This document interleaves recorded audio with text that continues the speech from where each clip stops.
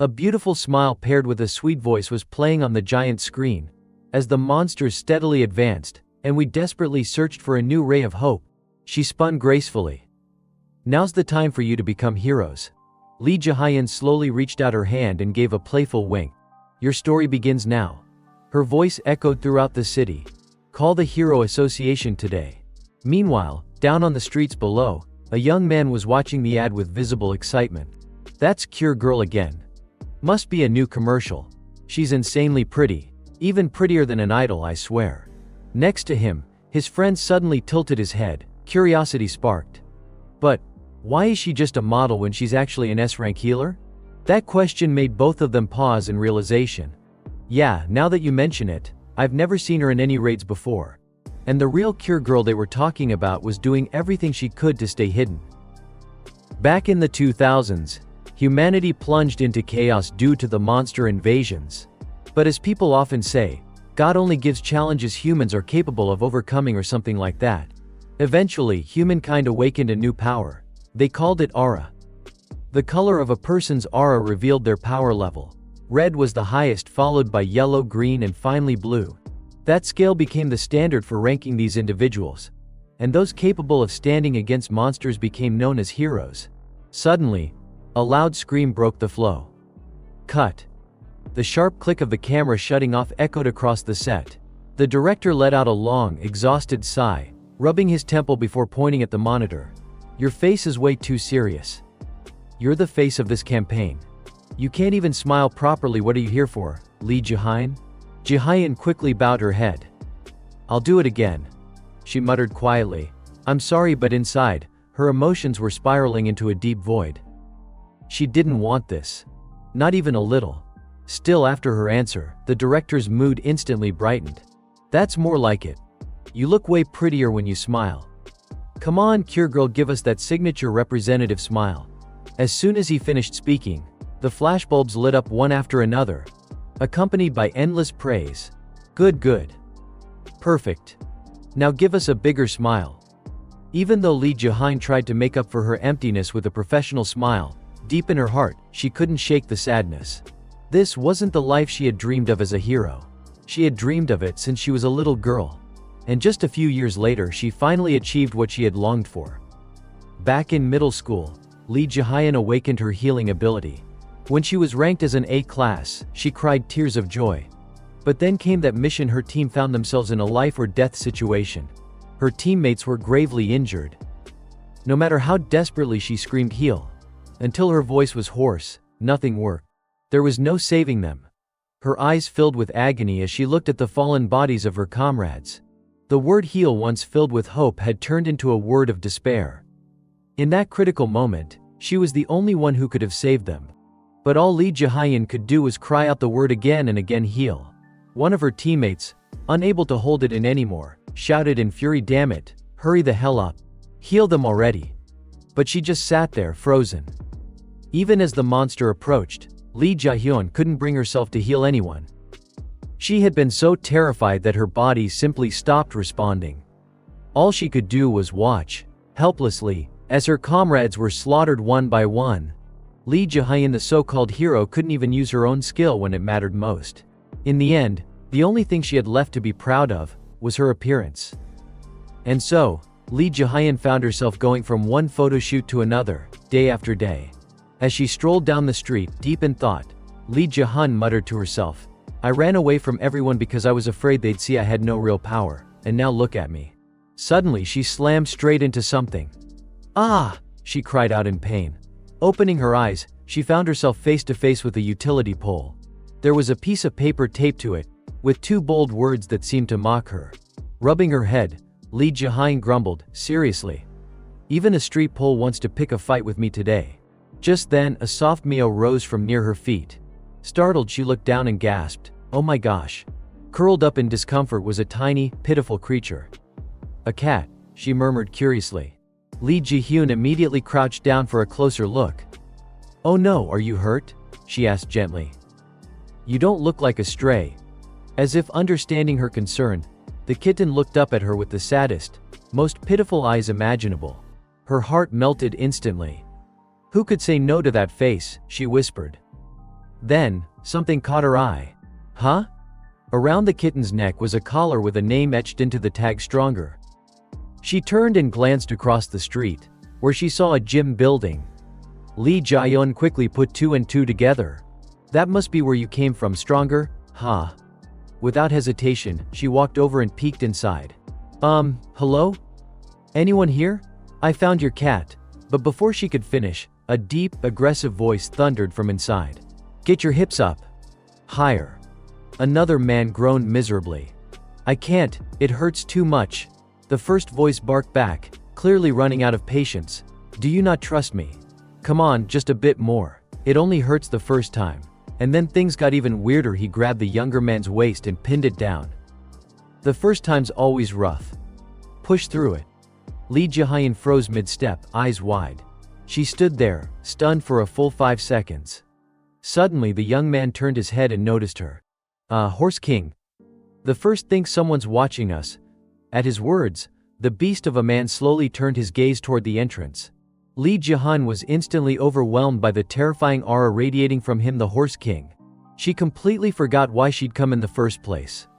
With a forced, awkward smile, she stammered, sorry, I must walked into the wrong place. You too, keep doing what you were doing. A massive arm suddenly blocked the doorway, making Lee Jae-yeon jump in fright. But instead of the intimidating presence from earlier, Horse King now wore a bright, welcoming grin. Oh wow, a new visitor at the gym. Don't be scared, come on in. His bizarre fashion only made her more terrified. Her eyes welled up with tears. Why is he dressed like a tiger?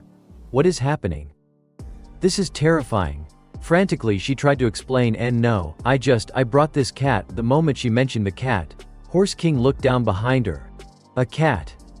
Right on cue, the kitten let out a soft meow. But this time it looked unusually dapper, holding a steaming cup of milk in its tiny paw. Horse King's eyes widened in recognition. This is. The kitten suavely lowered its glasses and gave him a flirty wink. Nya ecstatic, Horse King turned to call out, Kyuwon. Bring out some jokbal for our guest. She needs that protein. Right away. Kyuwon replied cheerfully. Watching all of this unfold, Lee Jae-yeon was absolutely overwhelmed. Wait, what? Without warning, Horse King began inspecting her head to toe. Oh lord, your arms are like noodles. You thirsty? Here, drink this. He handed her a bottle of something unidentifiable. Your knees look like they're about to give out. Your ankles? Expired years ago. My god. If you'd come in any later, you'd be dead meat. As he rattled on, he backed her into a corner and declared, but don't worry. I'll train you till it's easy as freaking pie. Jae-yeon blinked, baffled. I am sorry, easy what now? Horse King gave her a grin that practically screamed danger. So, wanna hire me as your PT? Panic surged through her. Well, no, I don't tea. But before she could finish, Horse King had already pulled her into a training stance. Chin up, core tight. Desperate to explain, she protested, wait, just listen to me. But all she got was more of his militant coaching. Backs rounding. Straighten up. She mustered every ounce of strength she had to lift the dumbbell, but it was just too heavy. I can't do it, she gasped. Horse King immediately barked out, straighten those arms. You'll injure yourself like that. After what felt like torture, he finally allowed a break, though still grumbling. All right, rest. 1 minute. Then, almost instantly, he shifted to his cheerful self again. Good job. Just 2 more sets and we're done. But Lee Jae-yeon couldn't even register his praise. She was completely spent, on the verge of collapsing. He hasn't listened to a single thing I said. We haven't even rested for 10 seconds. Suddenly, a loud alert tone blared from her phone, instantly grabbing both their attention. Jae-hyun scrambled to check the screen. As she pulled up the notification, her eyes widened in shock. Emergency alert. Monster attack in Seoul location. 00, XX Street Monster Class. B civilians must evacuate immediately. Nearest hero within 1 km radius. 1 her breath caught in her throat. There's a monster, and it's this close. I'm the only hero nearby. Her fists clenched tight as panic set in. What do I do now? Conflicting thoughts tore through her chest. Her hands trembled uncontrollably. She was terrified. Cold sweat began to drip down her neck.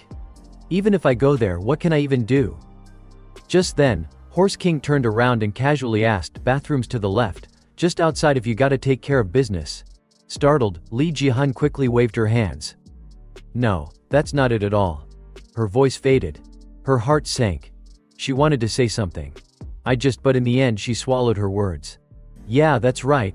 Out of nowhere, Horse King spoke again, firm this time. Go. The word hit her like a jolt. Her eyes widened slightly. Her hands still trembled.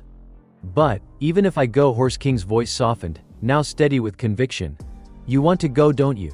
Then go. Do what you truly want to do. Each word sank deep into her. Don't do something you'll regret later. Then, as if none of that had just happened, he turned around triumphantly holding up a roll of toilet paper. Found it. Here's the TP. But when Horse King turned back, she was already gone. Huh? She must really had to go, then. A sudden thought struck him. Wait. Didn't we run out of toilet paper? A flash of worry crept into his face. Meanwhile, outside, Lee Ji-hun was sprinting through the streets, rushing toward the scene of the monster attack. She came to an abrupt stop. In front of her was a wrecked street, reduced to rubble by the monster's rampage.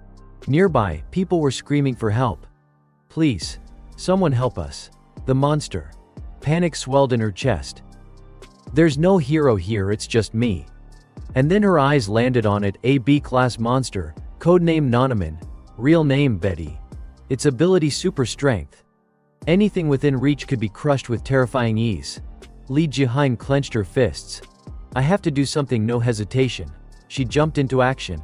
She began guiding the panicked citizens out of the area. This way. Be careful. Don't bump into each other. But just a few meters ahead, a little girl was trapped under a large slab of concrete. And worse, Betty was heading straight toward her. The child sobbed in terror. Somebody, please help. Ji-hyun's breath caught in her throat. Her body froze. What should I do? Her legs trembled violently. No matter how hard she tried, she couldn't move. You're a hero, aren't you? Then do something, move. Her mind screamed at her to act. But all she felt was helplessness spreading through her like poison. Tears welled up as she clenched her eyes shut. Her teeth gritted. Please don't just stand there like you're posing for a magazine shoot. Move. Suddenly, her eyes snapped open. Her legs, they were moving. With no time to spare, she lunged forward and scooped the girl into her arms, dodging Betty's crushing stomp by a hair's breadth. Even she was shocked by herself. I did it. They rolled together across the pavement, tumbling to safety. Betty quickly turned its attention to them. Ji-hyun stayed alert, shielding the girl behind her, then asked, Are you okay? Can you run? The little girl looked up in awe. You're Cure Girl. That monster just showed up out of nowhere. I was so scared. Before Ji-hyun could respond, a heavy shadow loomed over them. Betty had already closed the distance. With a fierce snarl, it raised a massive fist and slammed it down toward them. Lee Ji-hyun couldn't dodge in time. She held the girl tight and shut her eyes. She could only brace for the inevitable. Just then, a man suddenly came flying out of nowhere, his fist charged with raw power. He landed a devastating punch straight into Betty's face, sending the monster hurtling through the air. It crashed into several buildings before finally hitting the ground. Lee Ji-hyun gasped in relief. Thank God there's a hero nearby after all. But the moment she turned to see who had saved them, she froze. Huh. The man let out a dramatic sigh. Oh my God, he casually rolled his shoulder, revealing thick, sculpted muscles. Take a good look. Standing tall in front of Lee Ji-hyun and the girl, he looked like an immovable wall. Alpha male has arrived. He turned and flashed her a grin. Lee Ji-hyun's jaw dropped. Horse King. Before she could say anything more, he clicked his tongue in disapproval. I told you the restroom was to the left, just outside the door. While they were mid-conversation, Betty had already charged up another punch, this time aimed straight at Horse King. From behind, Ji-hyun screamed in panic, right in front of you, watch out. Caught off guard, he took the full force of the hit. Blood sprayed into the air as Horse King was launched backwards. Lee Ji-hyun stared in horror. She let out a scream. But that wasn't enough to bring him down. Mid-air, Horse King twisted his body and landed smoothly, already regaining balance. Suddenly, A small chunk of concrete smacked into Betty. It had been thrown by none other than Horse King himself now, holding a dangerous grin, both hands gripping two more heavy stones. Without wasting a second, he hurled them straight at Betty. The monster recoiled from the impact, but still pressed on with maddened fury. Closing the distance, Betty opened its jaws wide, rows of razor-sharp teeth bared. It launched a flurry of punches toward Horse King, yet he dodged each one with ease. Even when a few landed, his body showed almost no damage, solid as stone. From a distance, Lee Ji-hyun watched, anxiety churning in her gut. I can't see any aura around him. Is he really just a regular human?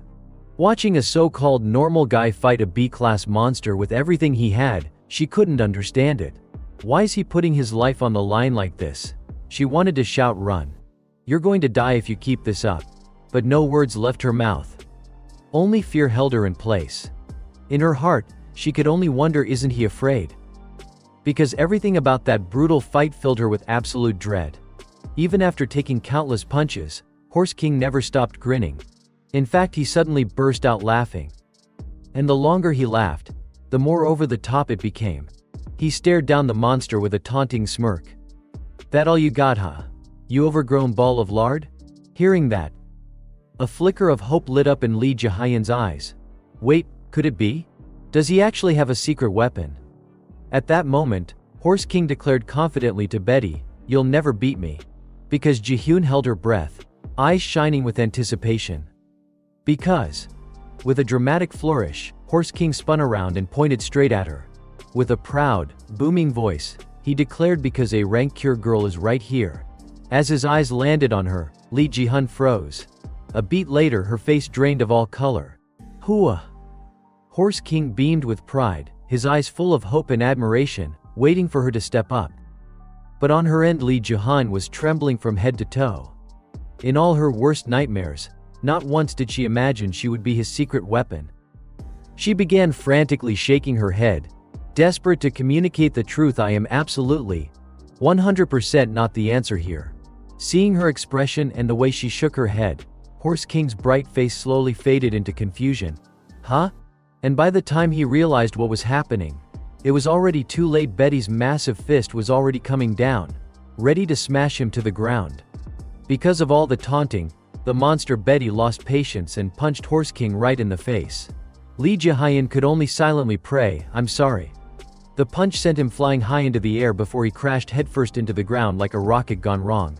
Horse King howled in pain, blood spilling from his mouth. Ji-hyun desperately tried to use her temporary healing skill, her mind a chaotic swirl of thoughts. "No, because of me I can't just sit here. Please come on." Betty slammed another brutal blow into his stomach, forcing him to cough up blood again. The pain was terrifying. Growing more and more distant from the two beings before her, Ji-hyun grasped at the faintest hope with trembling hands, repeating over and over, "Heal, heal."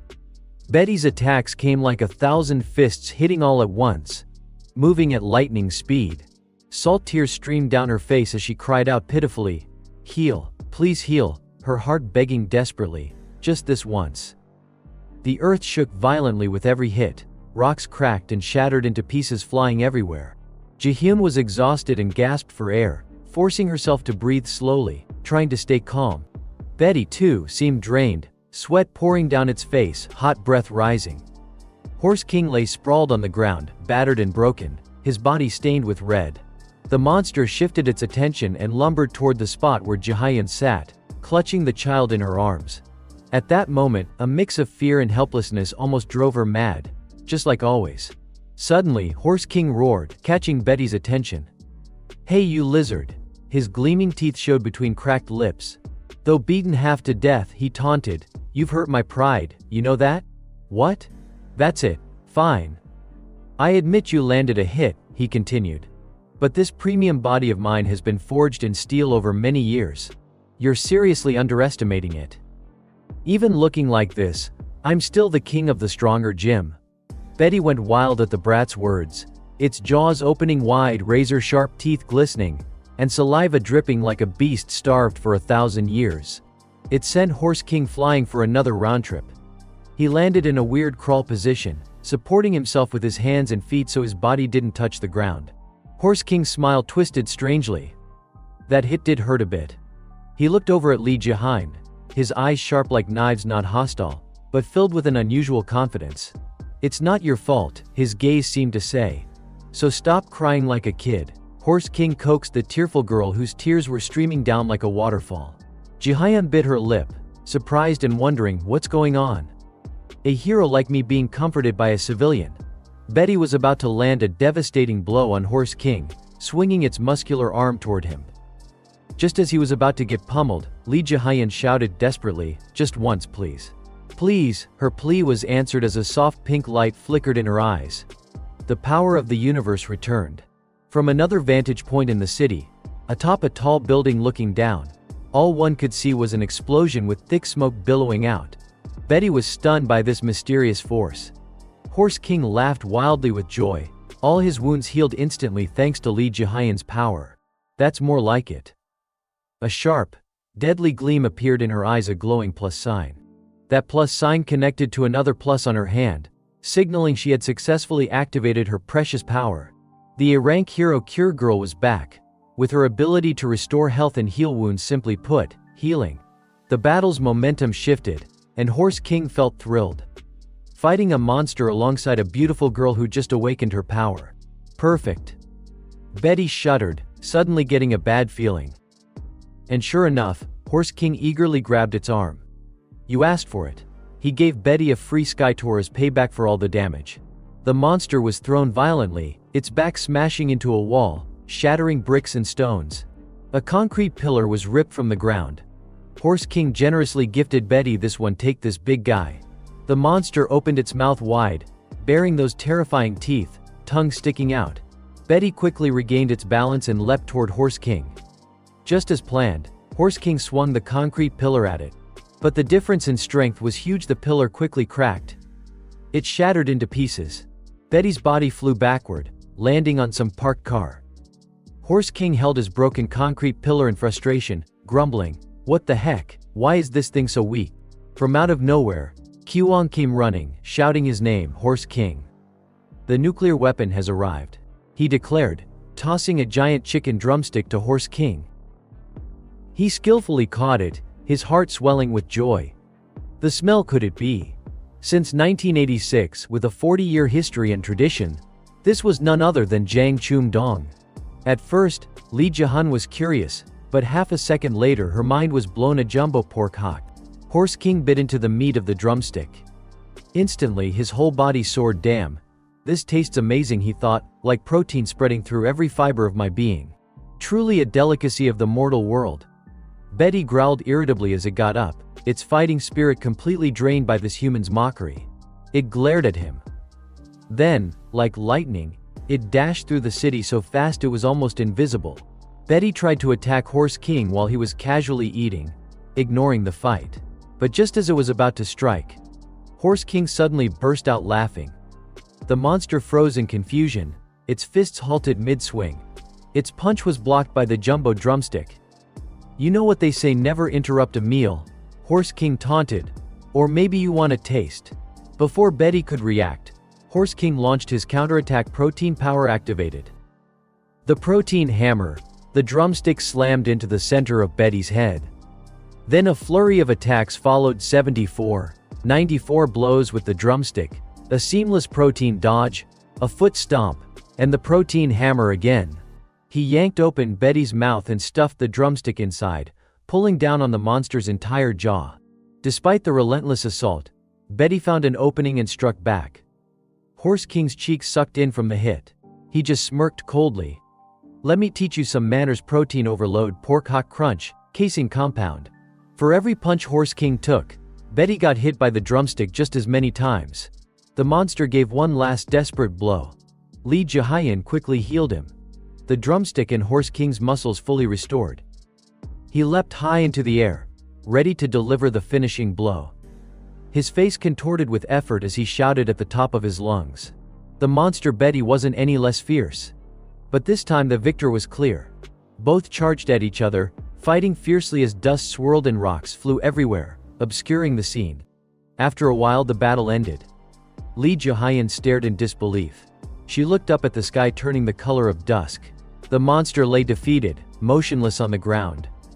Horse King extended his hand toward her, speaking quietly, "Your story starts here." Right, he was carrying the chicken drumstick over his shoulder, shirtless, with blood still smeared on his body. Lee Jae-hyun hesitated, not responding right away. She had a feeling. But then she smiled softly, thinking, not now.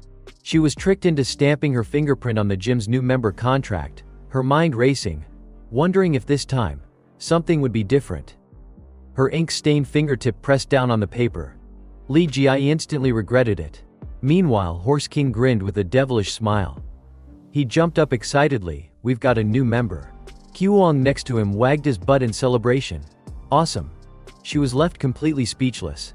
Inside, she screamed yes. This was the bad feeling. Those two were laughing at the pain of others. That's just how it was. In Horse King's gym, he was strictly training Lee Jae-hyun to lift weights. Don't mess around, lift that weight. Discipline is everything. Since it was her first time, the whole thing felt pretty tough. She frowned and complained. What the heck is going on? Why am I doing this? Jae-hyun remembered Horse King's sweet talk earlier on the battlefield. Congrats on becoming a new member of Easy Fun Gym, Miss Jae-hyun. She tried to refuse, no, thanks, but he completely cut her off. Personal unlimited training for $100 a month, all year round. I'll personally take care of you with one-on-one sessions. Oh my Jae-hyun, you just hit the jackpot. His creepy grin made her shudder. From now on, I'll become the strongest creature on this planet, she thought. Back in reality. Unaccustomed to the intense workout, the weight immediately dropped to the floor. Horse King shouted, "What do you think you're doing? Lift it up." Discipline. Jae-hyun started crying pitifully, "I want to go home.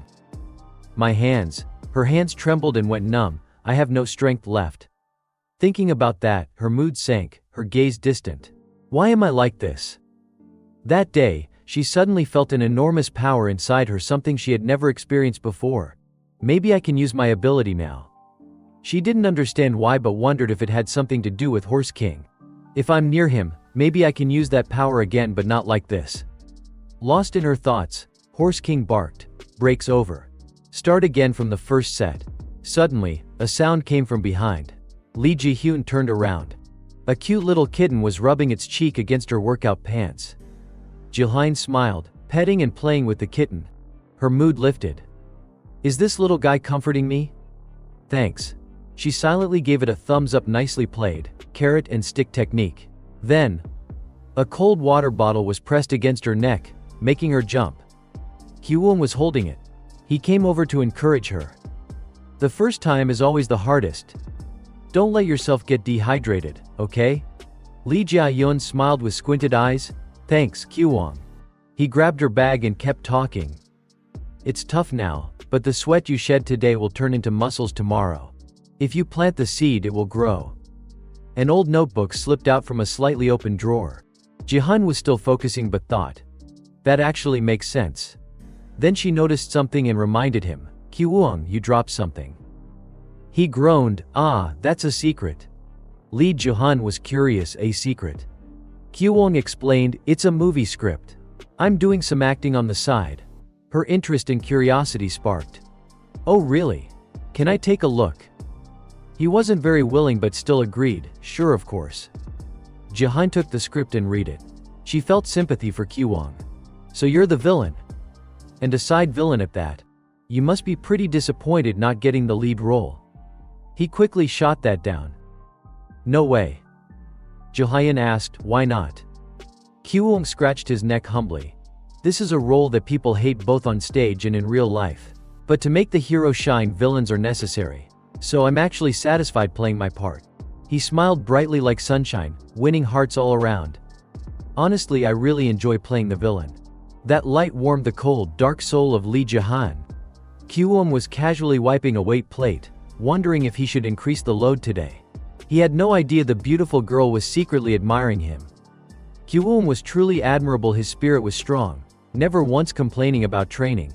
I need to get his autograph sometime, she thought.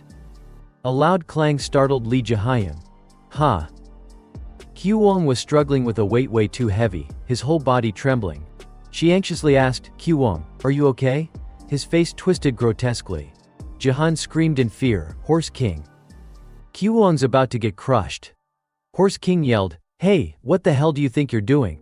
Useless hero like you just gives me a headache. The more he scolded, the more terrified she felt. Horse King, what are you doing? Kiwon's about to be squashed. Kiwon was gasping but still muttering, no way. Jahan grew more confused. She had no idea what was going on. Horse King kept on yelling harder, you little bootlicker. Have you even paid rent for this wait? Or maybe you already paid the house rent too? You pathetic weakling. Your arms are weaker than dried fish. Can't even lift medium weights, what good is eating all that chicken for? Kiwon's muscles were flexing, veins popping looked scary.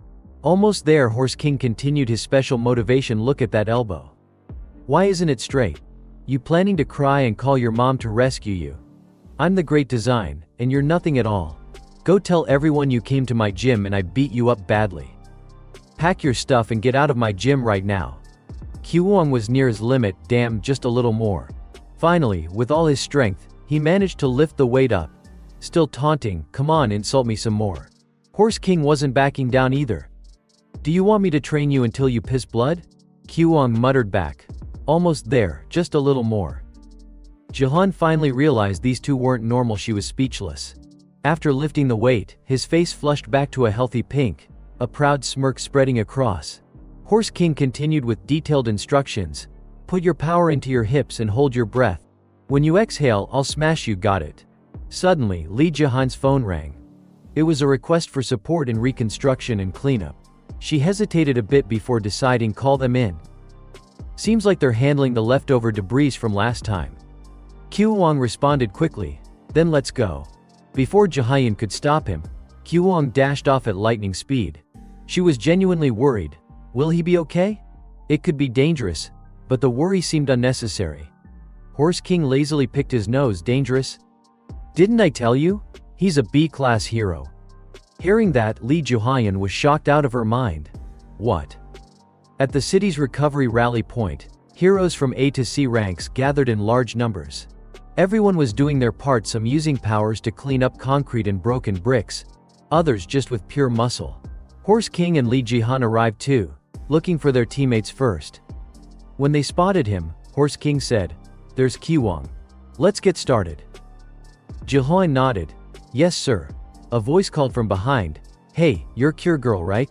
Jahan turned to see a blonde young man, apparently her fan, eyes shining brightly.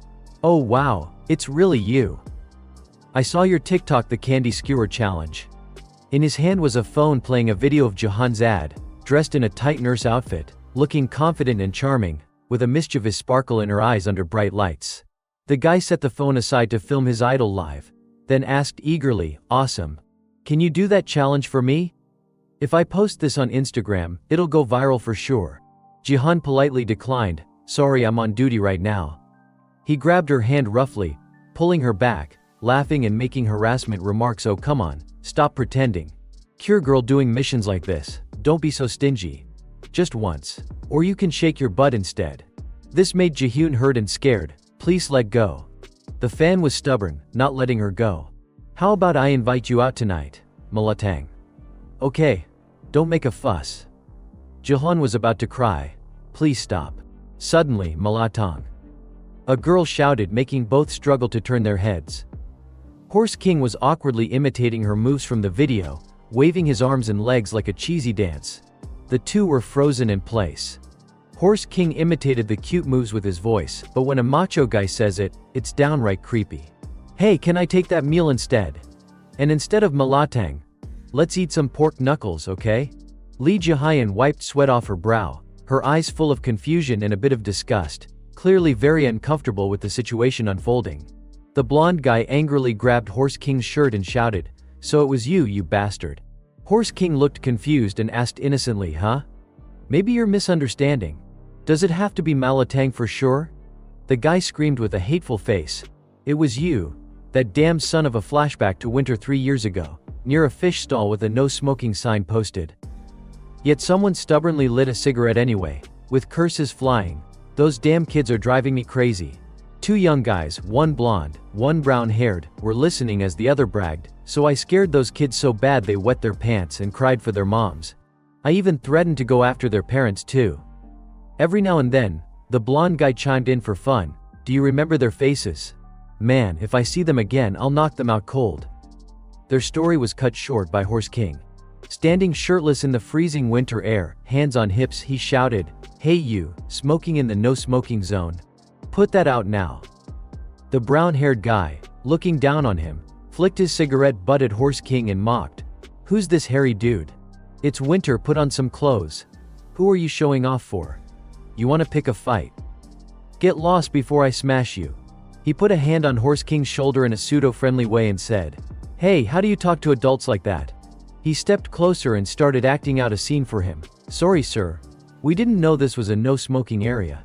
Horse King half closed his eyes, sarcastically, "Don't know? Smoking reduces sperm count, you know? Give me their cigarettes, I'll sacrifice myself for you." No sooner had he said that than a bunch of torn paper fragments were thrown at him. The blonde guy ripped a no-smoking notice off the pole and laughed loudly. "Well now, what do you say? This whole place is a smoking zone now." Horse King's face darkened, anger flaring up inside him. A scrap of paper still stuck on his cheek. They started insulting and cursing him, no different from a bunch of loudmouth bitches. "What's the matter? Now you can smoke, huh? Deaf or what? Didn't you hear me? You're the craziest one here. Look at that bastard's face.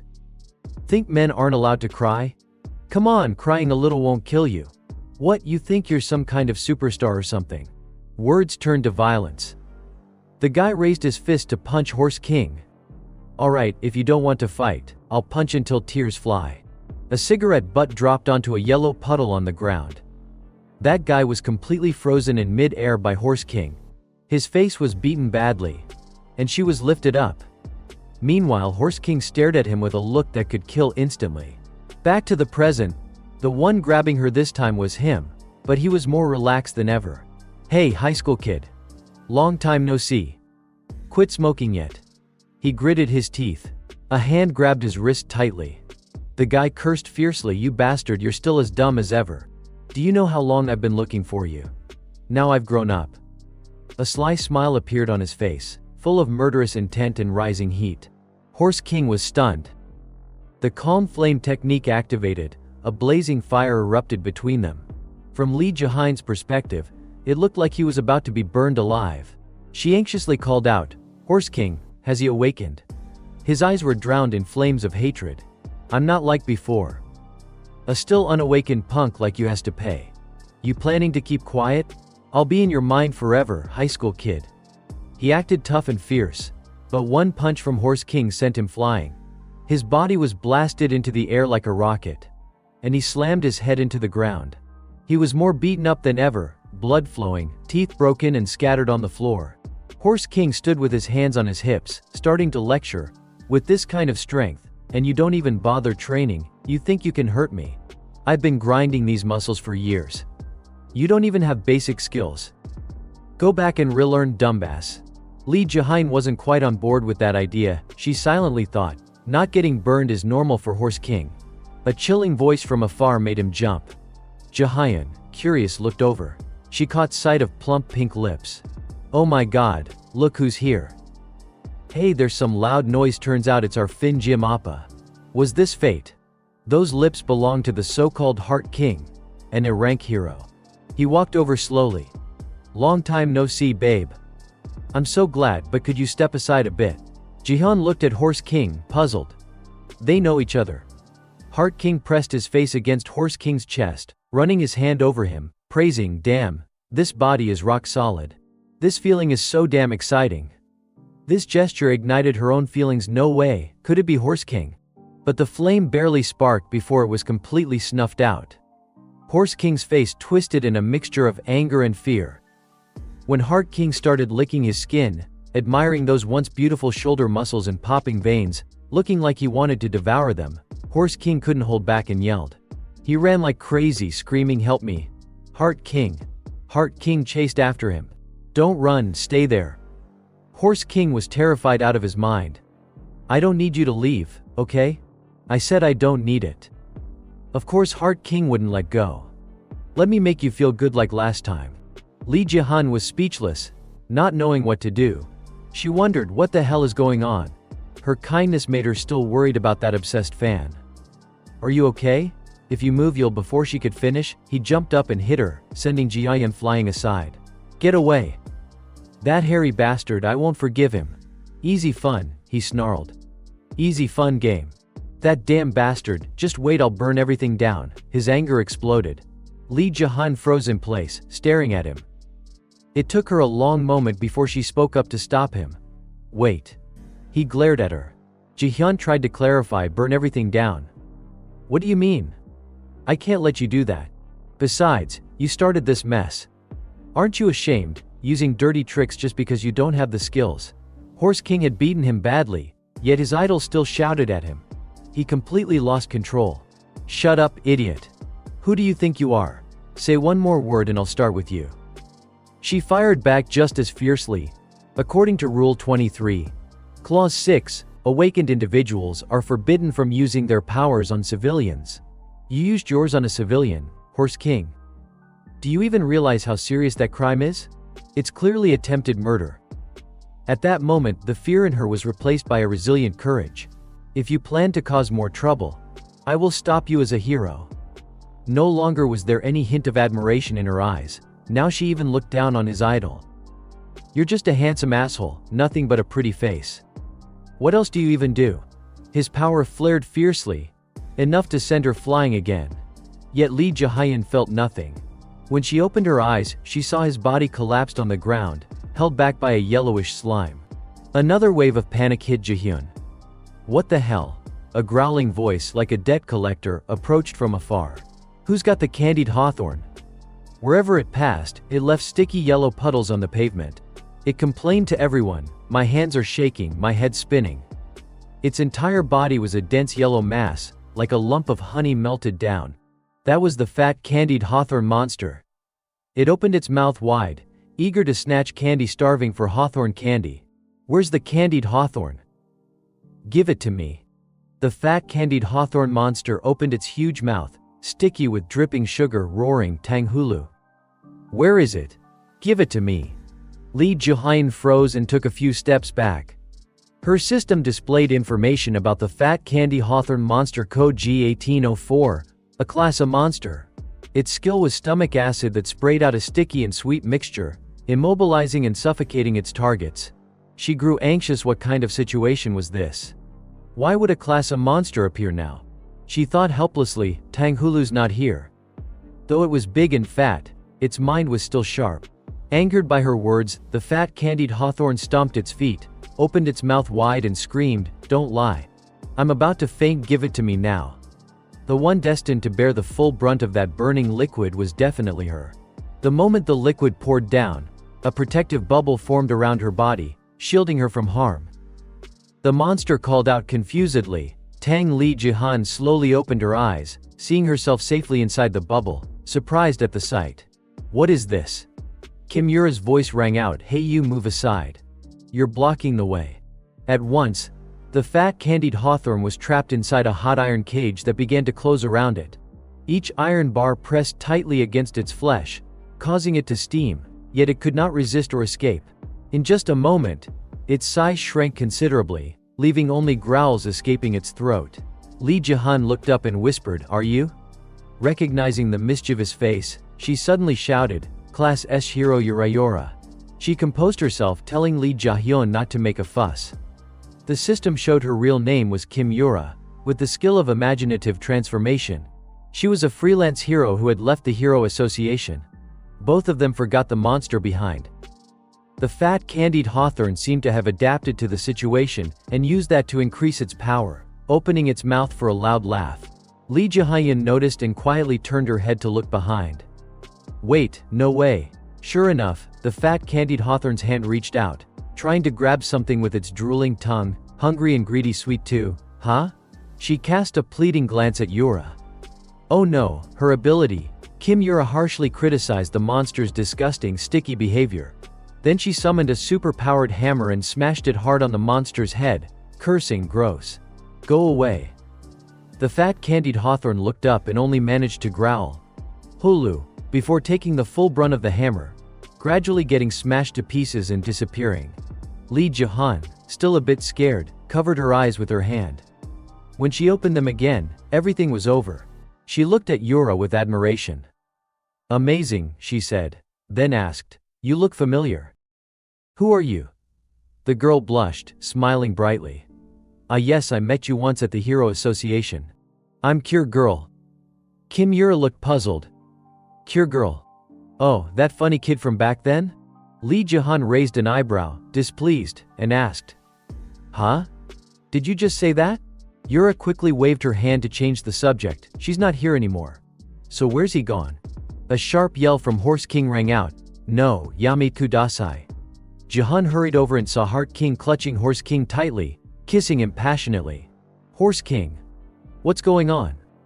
Kim Yura swiftly ran over and appeared right in front of the two. Hearing those inappropriate sounds, she blushed and called out to stop him, "Heart King."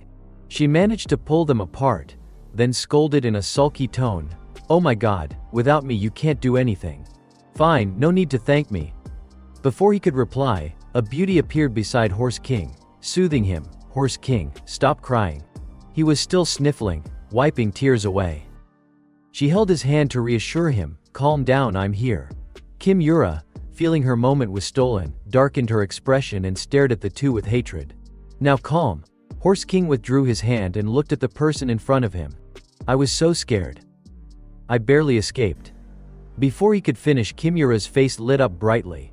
"Oh, look who it is, Yura." Horse King waved excitedly and asked, "Hey, how long has it been? Why haven't you come to the gym?"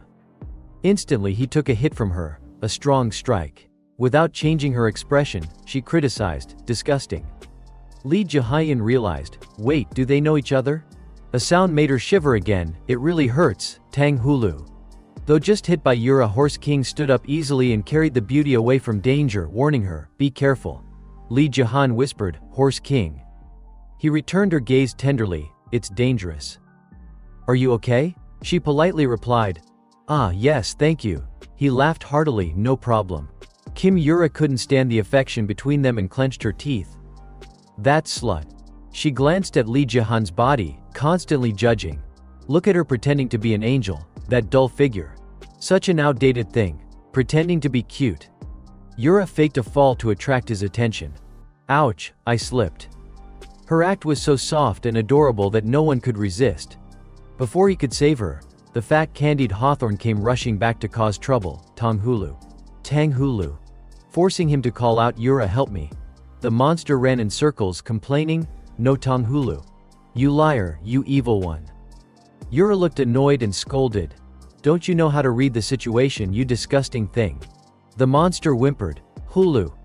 When Horse King grabbed her waist tightly, she immediately made it vanish. "No room for you here. Go away," he said triumphantly. Lee Jahan was impressed. "Amazing, so this is a Class S hero."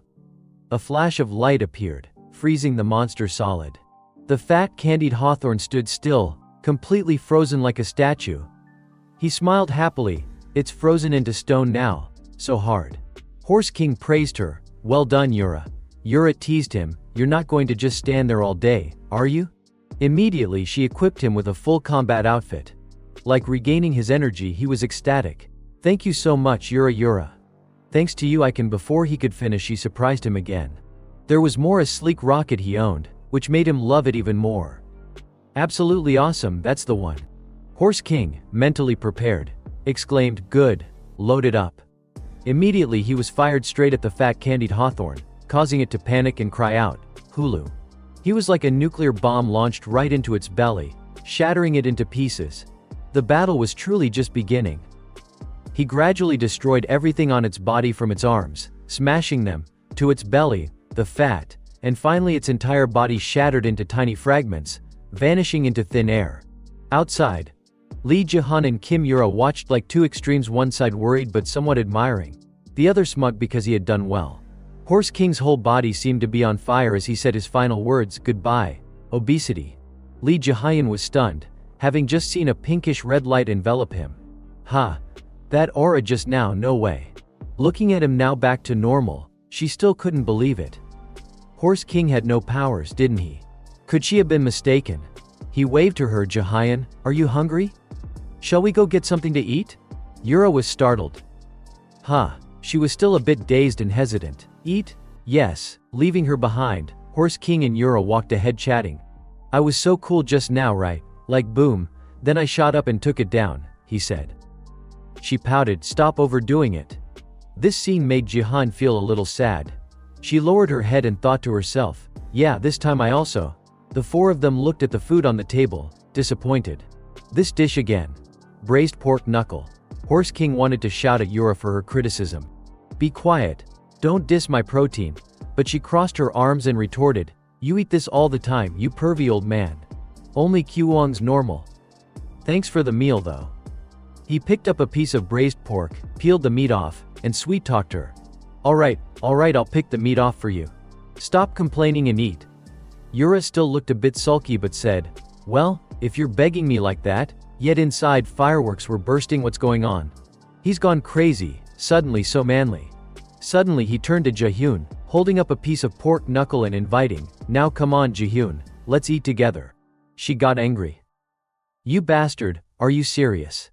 Seeing the expression on her face, Jahyun waved her hand to refuse. I'm fine, I'm not that hungry. But her stomach seemed to have a mind of its own, growling loudly. Caught in a lie, he pleaded with her. Come on, look here. Kyuwong, noticing her awkward expression, asked, what's wrong, Jahyun? You don't like this dish? Yura slammed the table in irritation. Shut up. Don't feed that kid too much or she'll keel over. Jahyun thought up a reason to decline. Actually, I'm on a diet. She couldn't admit she was just feeling off and didn't have an appetite. But this made Horse King even angrier, and he pressured her more. Dieting is one thing, but extreme dieting is bad. You have to eat enough nutrients to stay healthy. Now, try a few bites. Then do 3 sets of 10 reps for each exercise. He kept pushing her. Open your mouth now. She kept refusing awkwardly. Really, I'm okay. Unable to bear it, he slammed the table and ordered right now. Flustered, she grabbed the food and ate immediately. The moment she bit into the first piece, the tender meat melted in her mouth, sending her mind into another world. This flavor, she could almost see a pair of dancing pigs on her tongue. What was this? Oh right, it was a fiery tango. She blurted out praise. Delicious. He asked again, huh? What did you say? Jahyun quickly stuffed more bites into her mouth. Really delicious. He was genuinely happy to see her enjoying the food. Yura, seeing Jahyun praised, refused to be outdone and grabbed a piece to eat quickly. Did you think I'd lose to her? He looked over and complimented, you too, Yura. Protein is number one. I love pork knuckle. At the gym, in the quiet space, Lee Jahyun was still struggling to lift weights. Finally finishing, she let out a sigh of relief and walked over to the mirror to take a look. Looking at herself in the mirror, she gently touched her small face and exclaimed, it feels like I've completely changed. I've been eating better and I no longer feel as depressed as before. Thinking of Horse King, she reflected, it must be thanks to those workouts from Horse King. Suddenly, as if sensing someone behind her, she quickly turned around cautiously. Sure enough, behind her stood a person with a cardboard box on their head, eyes bloodshot, posture crooked, lips moving silently. My brother. Startled by the sight, she took a few steps back, her legs feeling weak. Her voice trembling, she asked the stranger in front of her, who are you? The person hurriedly took off the box, revealing a tear-streaked face, sobbing desperately, please stop my brother. Dave's little sister began to recount everything. Since they lost their parents when they were young, her brother had done everything to make up for it, working tirelessly day and night. She recalled the hard times Dave went through, taking care of her while saving money. He even managed to save enough to send her abroad to study. Thanks to him, she graduated from university, and just returned to Korea a few days ago. But he has become strange. He's not just acting weird but often doesn't come home. Confused, she added. So I decided to find out where he goes. I disguised myself and followed him. Understanding, Lee Jahyun tried to comfort her, you don't have to hide here, you know. But the girl reacted firmly, no, I saw him with my own eyes. The girl recalled hiding behind a door and saw a very suspicious figure. Most striking was that he wore nothing but a special pair of underwear printed with a tiger design. The cult leader wears tiger print underwear. She looked up, resolute. I'm sure my brother has been brainwashed by that cult leader. Lee Jahan was stunned. Was she talking about Horse King? Smiling gently, she reassured the girl, actually, this place is just for training. You must have misunderstood. Before she could finish, a chilling noise came from the door, grabbing their attention. Huh? Both of them trembled and hid, staring toward the sound. What is that? From the door came a series of sounds like hup ha, hew up, go to hell, go to hell. The reflection showed a bloody scene, the destruction and violence worrying her even more. They're still saying go to hell, no. Unable to stand by and watch, she quickly pulled aside the curtain and rushed in to stop them. Wait, what are you doing? In front of her stood a strange group of people, their faces twisted with extreme malice, their dirty eyes fixed on her. One of them immediately reached out to grab her. The moment had come. Go to hell. Just when she thought she would be torn apart on the spot, the thing slipped past her, or maybe missed her, startling her. What was that? Looking at the bloody scene inside, Dave's little sister nearly fainted. She could still stand but trembled. Blood. Who are these people?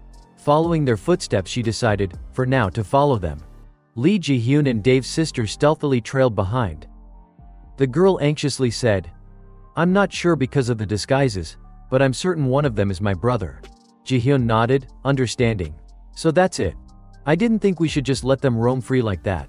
After waiting, that figure appeared again. Look. She glanced to follow. What's that? They followed an old lady.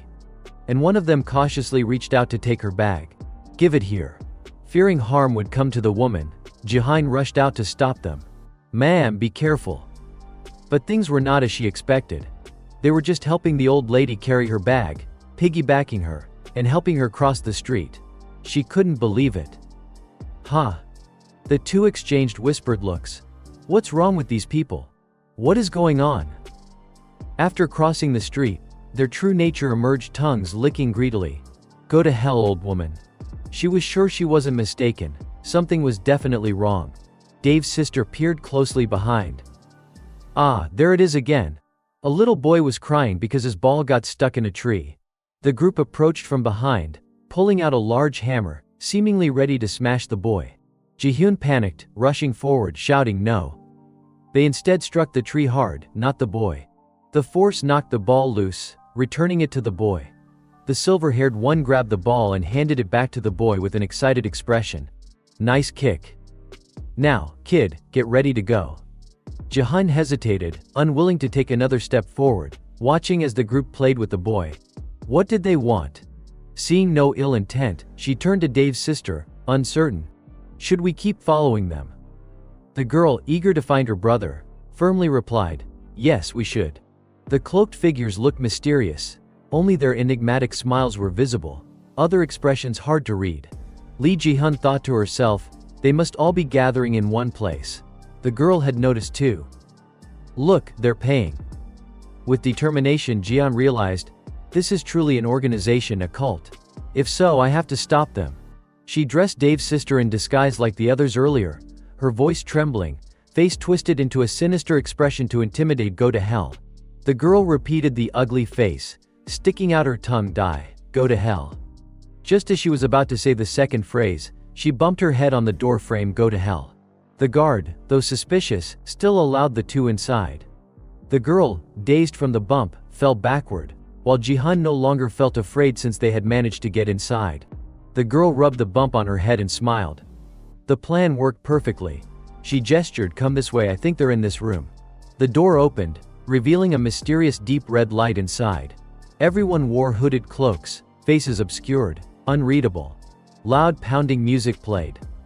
The figure on stage turned, stirring the crowd. Now the gates of hell are open. Recognizing the familiar voice, the girl trembled. That voice, it's my brother. Ji-hyun was stunned. Is it really him? On stage they pushed long tables stained with blood. The announcer asked, are you ready, brothers? The man pushing the cart raised his hand and threw off his mask that covered his face. Go to hell. Ji-hyun was shocked to realize the man was none other than Horse King. He stood on the table, dancing, while the crowd below chanted along to the music, shouting non-stop, go to hell. Go to hell. Ji-hyun felt confused, unable to blend in, wondering what was going on. The words echoed in her ears, die, die, die. She suspected, are they all from Easy Fun Gym? Her eyes widened as she realized, they're all part of the same gang. She looked at Horse King's strange smile. Could it be? Horse King is really the leader of this cult. His comrades stepped forward to declare, the King of Hell has ordered it. Sacrifice for him. Lee Ji-hun panicked at the word sacrifice. Looking up, she saw Horse King raise a knife, ready to strike down. By my own hand? Afraid he might do something reckless, she pushed through the crowd to get a better look. What is he going to do? Then the blade came down sharply, and a red liquid splattered everywhere. Ji-hyun's heart seemed to skip a beat. Suspended in midair, she could hardly believe her eyes. On stage, those people continued their wild dance, laughing maniacally. Cool, ha ha ha, rejoice, brothers. The recent scene made her legs weak, they gave out beneath her. Yet, the voices echoed in her ears. This is what we want, what we have been begging for. One by one, pastries flew toward them, accompanied by sweet invitations. A perfect burger, full of juicy tomatoes, carbs, protein, and fats. She suddenly realized the red liquid she saw earlier was ketchup, her face freezing in surprise. The music performance was now truly beginning. They owned the stage. Now we have everything we need to build muscle. Let's get pumped, everyone. Follow me and shout. The music blared, lights shone down, highlighting their physiques and powerful vocals. Mega deadlift up, mega deadlift up. Ji-hyun was confused, and Dave's sister stood close to her, watching the dancing crowd. What the heck is going on? From the stage, a banner dropped, displaying bold letters, all ticket proceeds would be donated to improve the city. Ji-hyun was puzzled. A charity concert. Recalling everything that had happened that day, she wondered, what was it all about? Were they only concerned about the city's citizens? How could good deeds look so strange? The performance troupe then brought out fitness exercises on stage, encouraging everyone. Military presses, keep the pace, keep repeating, come on, up, easy peasy, show me that burning passion, up. Look at this squad, up. Shout out the strength of your muscles, lift that barbell to your shoulders. Even if you're off beat, rock it hard, up, easy peasy, show me that fiery passion, up. Look at this squad, up. Shout out the strength of your muscles. Dave's sister smiled through tears, overwhelmed with joy. So happy. Seeing the joy in her brother's eyes, and the good things he'd done today, she felt reassured. I was really scared he had changed. I was so foolish, it was all a big misunderstanding. She wiped away tears of happiness. Though he wore makeup that made him look scary, her brother was making everyone happy, just like he always did. Their passionate devotion to music, and the audience enthusiasm gave her a new perspective. She was moved. Dave sang each line as if engraving it into every heart. She realized, it didn't matter whether they were A-list heroes or S-rank heroes. The important ones here were those who had the power to make others happy. Looking at them, admiration shone in her eyes. They were the true heroes. She gradually joined the rhythm with Dave's sister, singing along, up, easy peasy, show me that burning passion. The sound of guitars singing and everyone's chorus formed the most beautiful image. Up. Look at this squad, up. Shout out the strength of your muscles, up, easy peasy, show me that burning passion, up. See my stance here, up. Give it your all. Up, up, up, down to hell. The sound of clinking glasses echoed, everyone shouting in unison cheers. Dave leaned back, savoring his break while reminiscing about the earlier glory. Today's performance was really amazing. The audience's reaction when it was his turn was explosive. Some even considered jumping on stage themselves. Just as Horse King started to sing, barely getting a few words out, especially about the ketchup, someone played a dirty trick and splashed water on his face. Dave smiled smugly, fully satisfied. This is more like it. Horse King jumped up, wildly shouting, my eyes. Knowing how things would turn out, he had already run away. Furious, Horse King yelled, hey, come back here, you bastard. Dave taunted back, catch me if you can. If you can't, you're a dog. With that, they chased each other all around the break room. Kim Yura crossed her arms, leaning against the doorframe with a sneer. We just got here. And what the heck are these guys doing? Lee Ji-hun looked around, confused, not knowing who they were. Dave's fierce passion for teasing was still going strong. Horse King, if you can't catch me, How are you living up to your name, idiot? His sister advised him stop causing trouble. Apologize already. Lee Jian froze at the mention of him. She racked her brain, trying to force it to find another explanation, but the truth was unchanged. Wait a minute. She looked at the handsome faces in front of her. No way. Were these really the Mega Dead Band? Jihyun couldn't imagine that those creepy clowns from the band were actually these guys, two guitarists, a drummer, a bassist, and the lead singer. She found it very confusing. How could such handsome guys wear such makeup? Kim Yura sighed. I told you they were losers. Now it was Dave's turn to get roughed up. Sorry, I'm sorry. Horse King, furious, refused to let it go. Try messing with me again, see what happens. But then it seemed like something was under his butt. Horse King realized he couldn't hold it anymore. Don't get up yet. Wave goodbye. I'll deal with you after I finish in the bathroom. Just wait. Dave collapsed on the floor. Kyung eagerly asked, Can I come too? Let me come with you.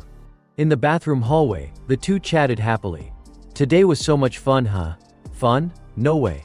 I don't like those guys. A gentle female voice made the two stop and turn around to look at the beauty. Excuse me. The speaker was a girl wearing pink, with short curly brown hair and a cute, friendly face. Horse King's eyes lit up. My first female fan, huh? If it's possible, the girl stammered, but before she could finish, he interrupted. Of course you can. As a result, she was tossed aside. Hey, could you please move out of the way? The girl hurried over to Kyung. You're the guy from the initiation ceremony earlier, right? Do you have a girlfriend yet? He looked embarrassed. Not yet. The girl brightened. Great. This is my chance, so remember to text me, okay? I'll be waiting for that message. No one paid attention to the poor horse guy lying there crying, because of the girl's harsh rejection. Dave was chatting with another group member. I heard the charity money from the concert has been safely sent. Both of them said in unison, awesome. Lee Jae-hun glanced at Kim Yura. She also wanted to find someone to talk to, and avoid feeling lonely. Although they looked silly, they were really nice. She sighed. Those two have a big influence. Dave was singing and dancing to music about workouts. Jae-hun was curious, so Yura explained. Horse King and the bassist had traveled everywhere helping people who lost their families or were attacked by monsters. Those who had received their help gathered to form a band, using the money from concerts to aid people in need. Just like how those two had helped them. Lee Ji-hyun smiled softly. She felt happier than ever.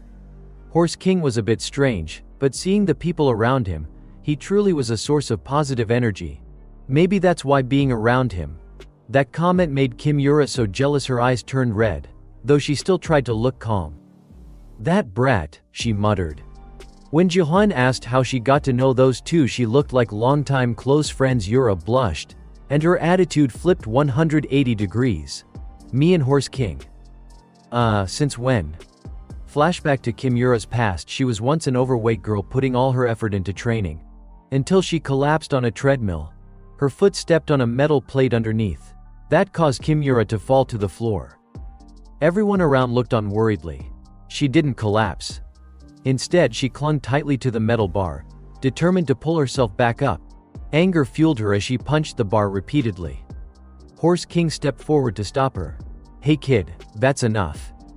You've been doing aerobics for 3 hours straight. I don't mean any harm, but Kim Yura back then was very stubborn. Just go away. He gently tried to comfort her. It's okay, there's nothing to be ashamed of. Even though I look like this. I'm the owner of Easy Fun Gym.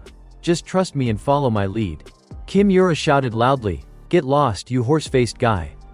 Horse King was puzzled. Why was he suddenly being called a horse? She vented all her frustration. So what if I'm fat? Do you think it's funny to see a fat person walking by? You like to laugh behind my back, don't you? I don't want anyone looking at me. Horse King turned around, confused. Laugh? Who's laughing? In truth, everyone around was just chatting normally. But in Kim Yura's eyes, they were all mocking her. Look at that girl, she walks so clumsily. Hey, does anyone hear the sound of a pig running?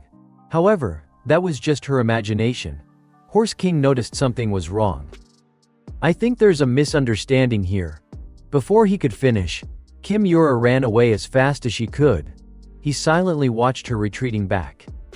The next day at Easy Fun Gym, Kim Yura still quietly went to run alone. Again, she wasn't careful and fell. But this time, instead of hitting the ground, she fell onto a soft meaty cushion. Horse King praised her. "You're still as fiery as ever, huh?" That meaty cushion was actually him. He had gained weight and become a chubby guy. Kimura stepped back in surprise. "What's going on?" Horse King remained calm and cheerful.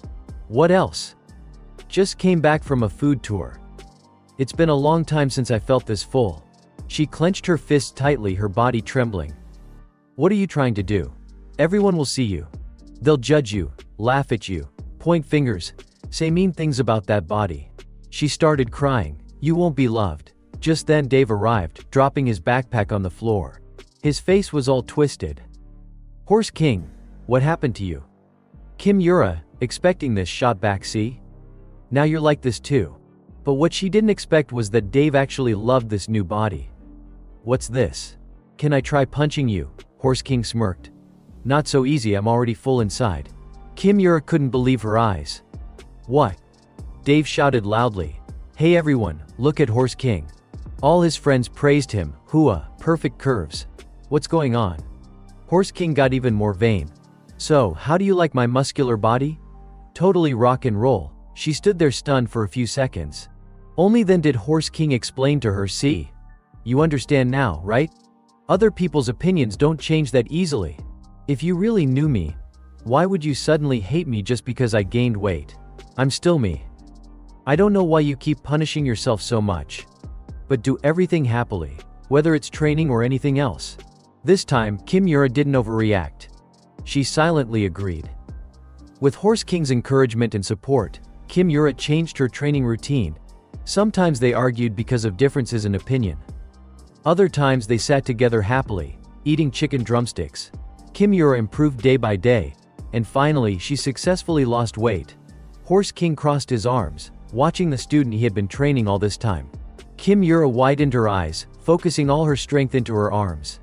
She easily lifted the weights high. Her tense body finally relaxed. That creepy group that always tempted her awesome, go to the hell gym, will drag her down there. Kimura breathed steadily. She lowered the weights to the ground, her thin lips curling up. A bright smile like the sunrise appeared. Back to reality, now Kimura could confidently face everyone. It wasn't a big deal anymore. Feeling a bit awkward, she cleared her throat to steady herself. "They said just to go to the restroom. Why is it taking so long?" Suddenly, the entire building shook violently. Everyone lost balance, swaying in all directions. An earthquake. Or a monster attack. Outside the city, dark clouds blanketed the sky, heavy rain poured down. Everyone silently stared at the gigantic object before them. The group members ran outside to Horse King's side. Lee Jihyun hurried over, asking, "Horse King, Huang, what's going on?" "We heard a terrible explosion." When they arrived, she was shocked. A spaceship shaped like a crystal letter was landing, covered with circuit-like lines wrapping around it, descending to Earth. At its peak, a black section caught her eye. "What's that?" Lee Jihyun asked, confused. Huang checked his phone. "It's a notification from the association. We have to evacuate immediately." Lee Jihyun hesitated. "Are we just supposed to leave that thing here and go?" Kimura frowned. "What are you saying? Are you a hero or not?" Unsure what to do, she turned to the leader. "Horse King, what do we do now? Say something." Horse King burst out with a bizarre laugh. "No way." Lee Jihyun nervously asked again, "What?" He remained calm. "It's so big, what can it do? We just follow orders." Suddenly, all eyes turned toward the sky. A pillar of light pierced down from above. A red signal light flashed. The ship landed safely, and spoke a greeting. What a fascinating sight of form I have never seen before. The ultimate evolution to survive in a foreign environment, perhaps. I am eager to see the powerful warriors you have become. Should I harvest immediately? Its foot touched the ground, and it stepped out, revealing itself to everyone, the fifth commander monster. After seeing its appearance, everyone was utterly shocked. Horse King laughed, twitching his face in disbelief. "What the hell is that?" A voice corrected it. "Wrong, fifth commander." The monster showed clear annoyance. "What?" It was a woman's voice. "They are beings called humans, a completely different species. They are not the seeds we planted. Fifth commander froze. What do you mean? The woman continued. According to analysis, only about 10% of warriors actually formed, and some are even being exterminated by humans. It realized, that means this farming plan has failed. Fifth commander raged. Failed? Do you know how long it took to get here, you damn parasites? I will wipe you out. It spoke nonsense in a language no one understood. Parasites. Wipe out? What the hell is it talking about? Hey, I won't let you talk nonsense anymore. Horse King stepped forward first. Li Jihayan stopped him. Horse King, where are you going? You told me to stay put. Jahan, that clown dressed like a circus performer is treating us like insects, he said. Dave looked worried for him. Hey Horse King, stop. That guy came in on that weird spaceship. He looks really dangerous. Stop and come back here. Horse King was surprised. Huh, you guys scared? His face twisted into a sneer, clearly showing contempt for the monster before him. The others bit their lips to hold back their anger. Horse King rubbed his hands, ready to fight. Whatever. Teaching kids like these is my specialty. You weaklings just stand there and watch. Fifth commander sneered. I'm done with this. Some ignorant punk dares to, being insulted as uncultured. Horse King pointed out its mistake. Now who's the uncultured one? Hey, you're fined for parking your spaceship in the wrong place. Fifth commander argued. What? No way, I'm usually fined 10 times over. It looked around and realized it really had parked illegally. Seizing the moment, Horse King lunged forward and kicked it away. It flew off far into the distance. Horse King smirked. Now who's wiping out who? Fifth commander fainted temporarily. Then it got up, vowing revenge. You filthy insect, I will crush you. Horse King tricked it into a trap. Wait over there. Fifth commander didn't believe it. Don't mess with me. I'm not so easy to fool. In the end it really was tricked, because the rest of the group beat it up. Horse King gave a thumbs up. See? I told you. Mega Dead isn't some weaklings, he added. The monsters get battered again and again by this crew. Dave was last. Guys, let me finish this. Horse King protested. He's mine. Dave was surprised to have his victory stolen.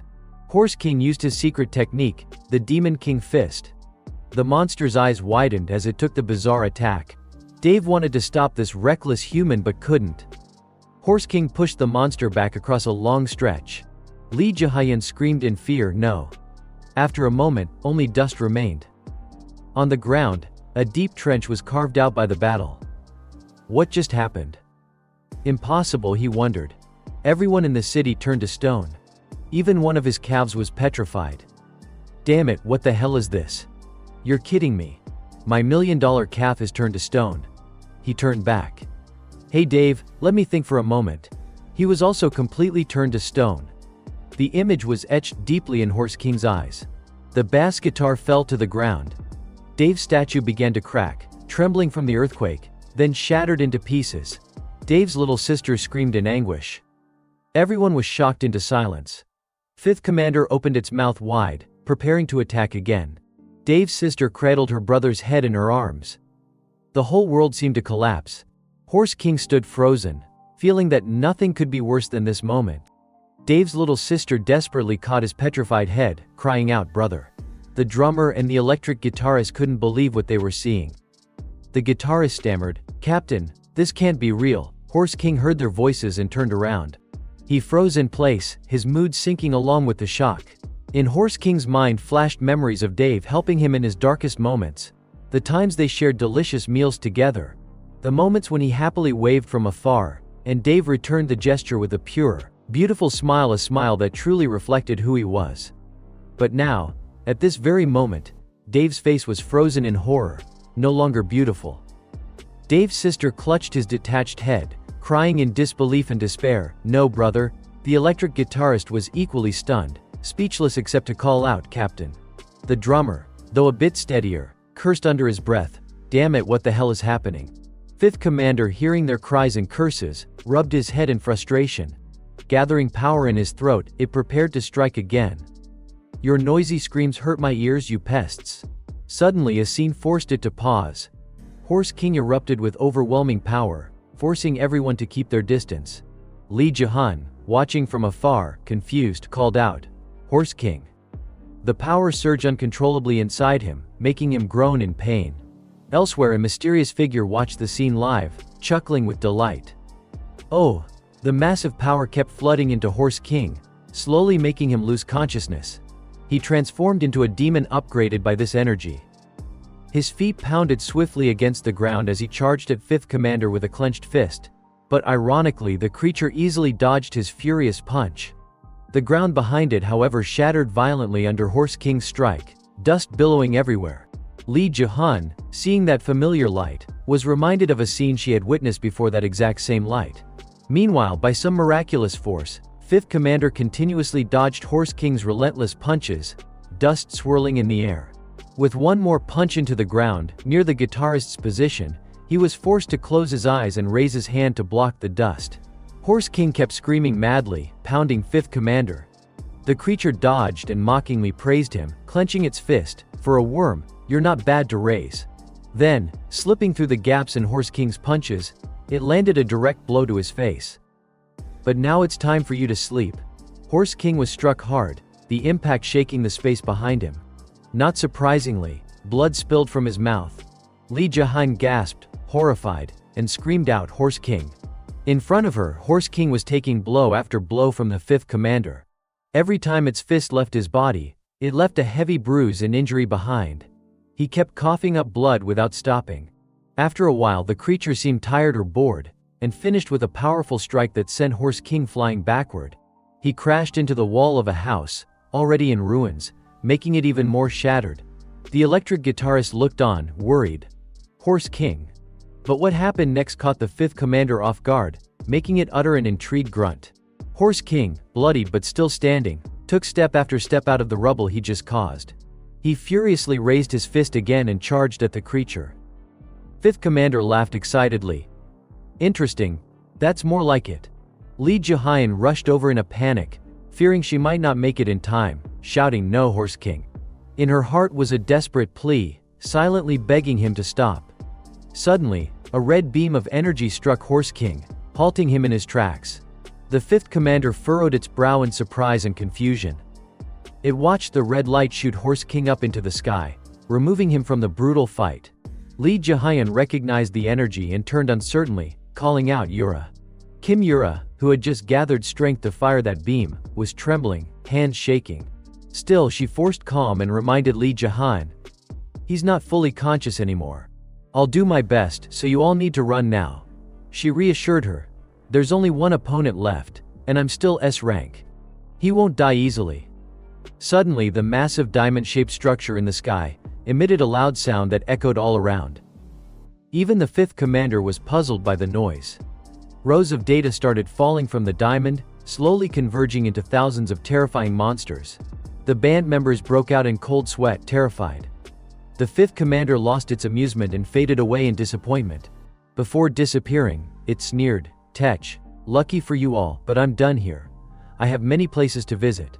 It ordered the newly appeared monsters, destroy them all. The diamond shape began to fade away with its sound. Then it vanished completely, as if it had never appeared. Lee Ji-hun was truly scared, almost frozen in place from fear. She shuddered as she looked at the thousands of monsters suddenly rising like mushrooms, roaring and charging at them without hesitation. Kim Yura used her power to form a shield, blocking the monsters' advance. Frustrated, she scolded the stunned group, "Damn it, don't just stand there. You're blocking the way. Run." No sooner had she finished than the shield, which seemed to hold for a moment, began to crack. Lee Ji-hun panicked immediately. She shouted toward Kim Yura, "Yura, dodge." Before she finished, the monsters broke through the shield. Kim Yura was caught off guard, unable to react in time to the monster lunging at her with its jaws wide open. Suddenly, a golden beam of light cut through the swarm of monsters, annihilating the one attacking her. The light obliterated everything in its path. None of the monsters stood a chance to react. Kim Yura turned toward the direction of the blast. A figure slowly approached where she stood. He pulled the lollipop from his mouth, smiling like a gallant knight. "Looks like I arrived just in time. Everyone's okay, right?" He patted his chest with a helpless grin. "Well, no matter what, the knight in shining armor is here now." Next to him was a robot, repeatedly announcing in a mechanical voice, "He's here. The knight's here, he's here, the knight's here. This was Juhan, an S-rank hero known as a mechanical genius and expert engineer. He could build anything when it came to machines. Kimura pointed at him, clearly annoyed. Hey, can you hurry up? Why are you so late? Juhan glanced at her, but then noticed the deep wound on Kimura's side. His focus snapped to the bleeding injury. Blood rushed to his head. Furious, he bit his lollipop in half. Those bastards, they dared to hurt my precious fiancée? Lee Jahyun, making a heart shape with her hands, suddenly blurted out, fiancée. Without noticing Kimura's irritated glare. Juhan was consumed by his anger, utterly unforgiving. The robot kept repeating, impossible, impossible. With a roar of rage, Juhan unleashed dozens of explosive rounds toward the monsters. Come down here, you cowards. Come get some, he shouted. The monsters were riddled with holes and bleeding from his assault. Juhan's fury only intensified. Die. Some stray shots veered behind, heading toward Dave's side. Dave's sister was still sobbing, clutching her stone-turned brother whose petrified body was cracking into fragments. No, brother. Suddenly, a monster burst through the dust and lunged at her. Thud. The dust settled, revealing a man blocking the monster's attack with one hand just in time. A handsome man with glasses. He crushed the monster's head with a single squeeze, blood splattering everywhere. Then he turned and continued attacking the nearby monsters. Limbs and bodies flew through the air amid their agonized screams. In the end, he left behind a patch of empty ground, free of monsters. Lee Jahyun stared in disbelief and whispered, "That's him." This man had silently been by Horse King's side during his training. Always present whenever they trained their powers. Always sitting quietly in a corner, watching them. Always silently observing and evaluating. Even when they worked together or had fun singing. Even when they joked and chased each other around, he was always there. She couldn't believe it and called out, "Manager." At that moment, the man was carrying Dave's petrified body over one shoulder, while using his other arm to support Dave's sister, who was crying desperately. IDX, civilian. Manager Lee, the gym head, just like in Funimation, an ordinary guy without any special abilities. He brought Dave's sister and the stone body over to Kimura and said, "I'm entrusting these two to you." Kimura frowned when she saw him. "What are you doing here? It's too dangerous, go back." Manager Lee ignored her warning and looked at her steadily. "You don't need to worry about me. Focus on handling those monsters first." Seeing Manager Lee's determined eyes, Kimura was left speechless. Without hesitation, Manager Lee charged into the monster horde to protect Kyuwon. A loud roar echoed through the air. "Pass on." The drummer, tears streaming down his face, shouted angrily to his bandmates, "Mega dead. Let's go to hell. We have to avenge our captain." The group frenziedly rushed forward to attack the monsters. Kimura helplessly yelled, "I'm not responsible for you guys." Lee Jahyun explained softly, "I can't hold back anymore." She turned to Kimura. "Yura, I want to help too. We have to save Horse King quickly." Kimura couldn't help but laugh. The band members, despite their love, were throwing themselves recklessly into battle 1 against 3, fighting to avenge their captain. Manager Lee calmly smashed 2 monsters' heads together with his bare hands to finish them off quickly. Kimura focused on using her power to eliminate any monsters that got close. Juhan was going berserk, firing explosive rounds from his inventions. The battle grew more intense. After a while, the ground was littered with the bodies of defeated monsters. Juhan finished clearing the area and ran up to Kimura. "Hey babe." He reached out as if to kiss her, but she blocked him with her hand. "You're hurt, right? Let me kiss it and make it better."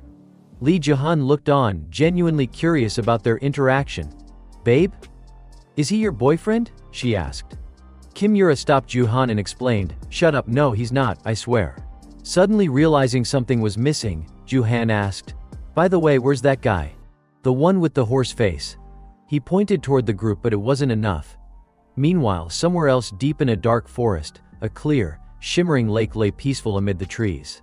Suddenly, a bloodied face shattered the serene scene. It was Horse King, his body covered in blood, floating on the surface of the lake. Somewhere else, the diamond-shaped structures appeared, instantly destroying a fortress until it lay in ruins. Not just one, but hundreds, even thousands of these diamond-shaped structures emerged at that place. Monsters ran rampant, freely roaming everywhere, searching for any survivors. A student curled up and tried to hide but, unfortunately, was discovered. The inevitable outcome was clear blood splattered all over the ground. Amid the scenes of devastation and the thousands of diamond-shaped structures, a mechanical voice echoed, "The situation is very bad." At the Hero Association's high-level meeting room, everyone was talking anxiously.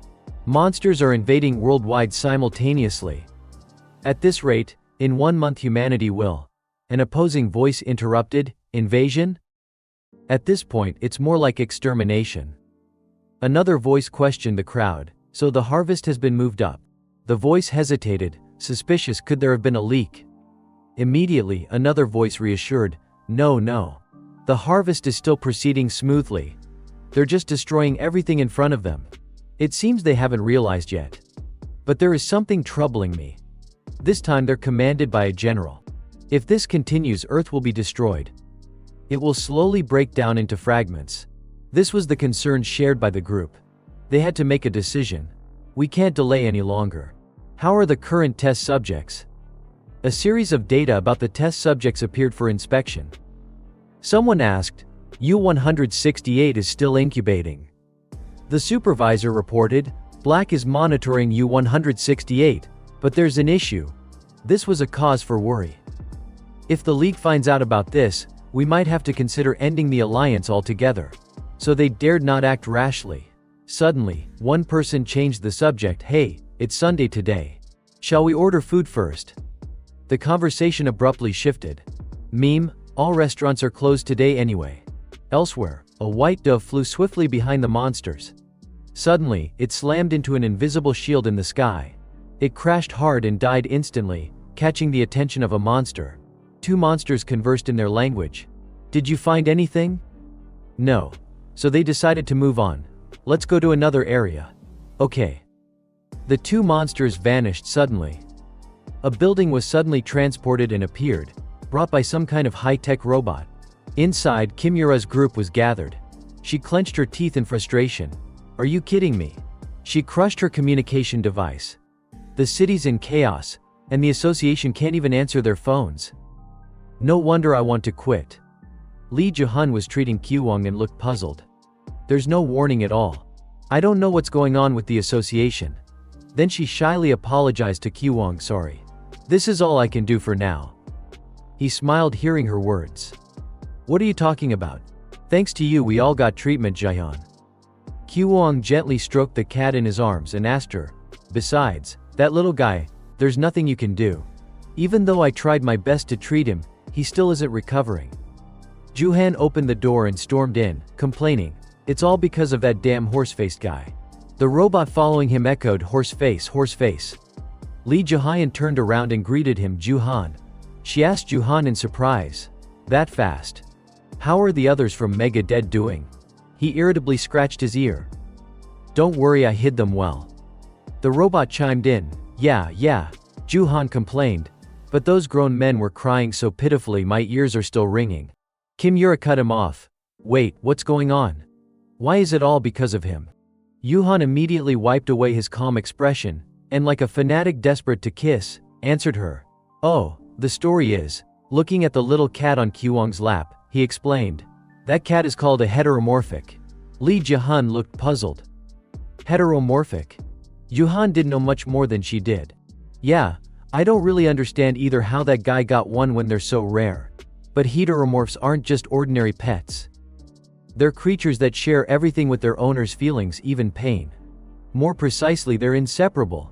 Like at this point he playfully teased Kimura, "Me and the kitty." The robot echoed, with the kitty." From that, Lee Jae-hun guessed, "So, Horse King." She recalled the earlier scene. "Right, he did seem a little strange back then." Kyuwon explained, "It's because of Dave's situation." Hearing the unfamiliar name made her even more curious. "Dave? The older brother of that girl?" His face grew sorrowful. "Yeah, after all, Ted was Horse King's mentor of sorts." Then the story flashed back to Horse King's past, in a scene filled with flying rose petals. Horse King stood before a girl, holding out a bouquet like a lovesick guy confessing. The girl reached for the flowers. But instead of love, she slapped the bouquet hard across his face.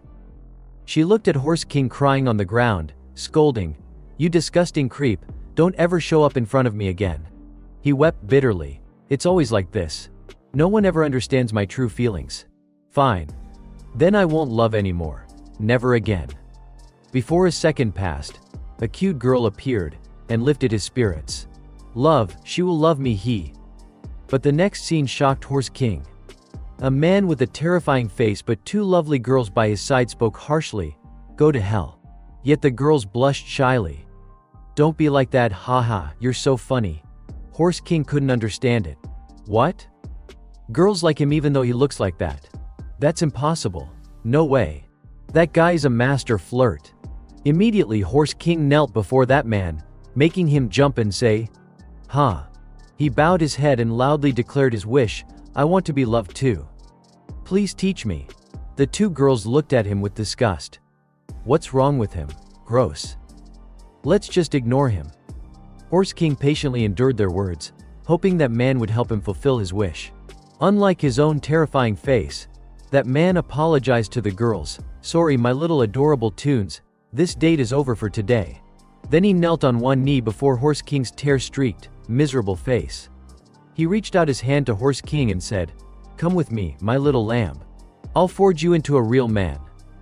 He led him to a special place, the easiest way to attract the opposite sex. That place was none other than a gym. He smiled reassuringly, Here you will be reborn. Horse King nodded in agreement, training diligently starting from February 14th. Day after day without rest, some days bending and stretching, other days doing push-ups.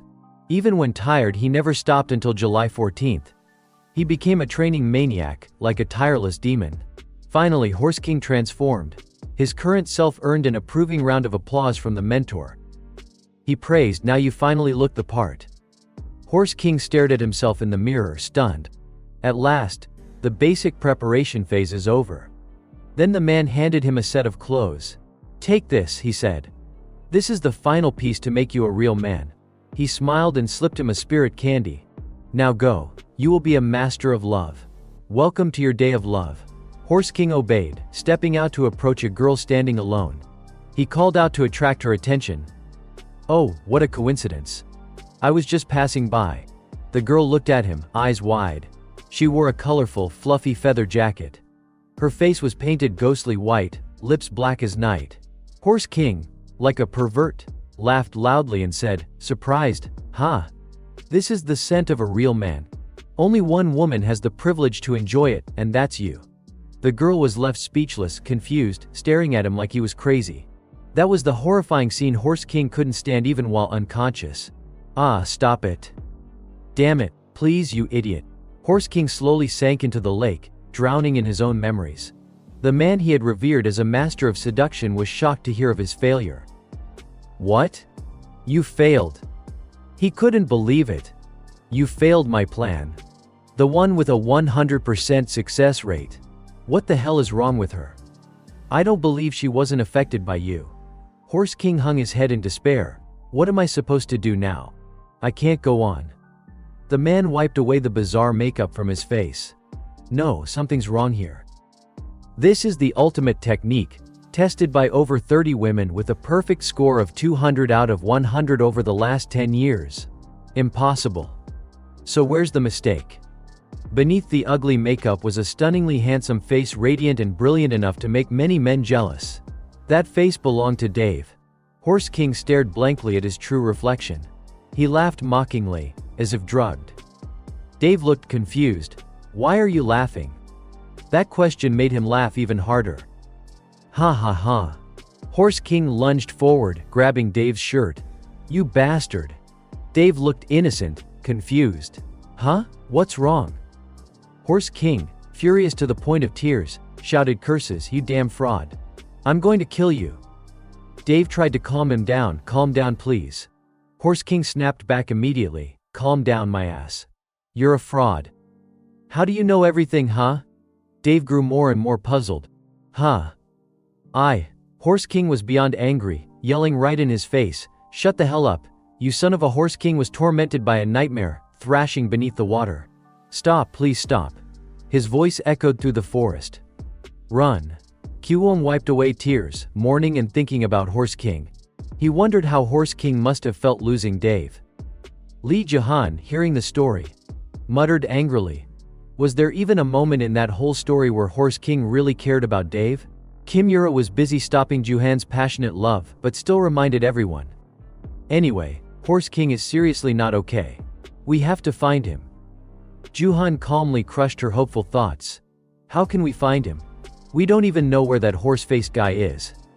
I tried using drones to search, but he's not around here. You've all seen what's going on outside. He probably. Kim Yura interrupted. Then we stay here. I'll go find him myself.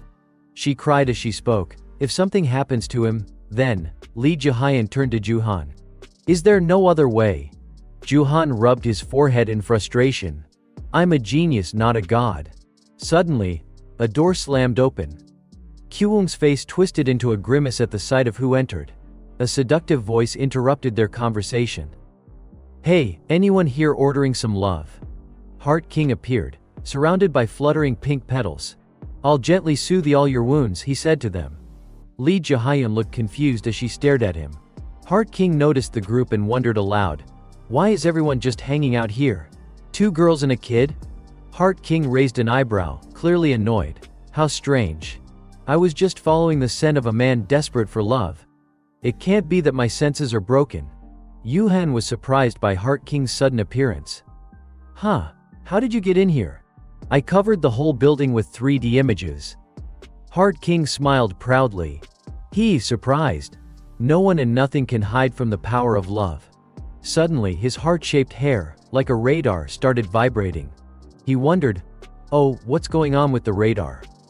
A locker in the corner of the room was shaking violently, as if someone was hiding inside in terror.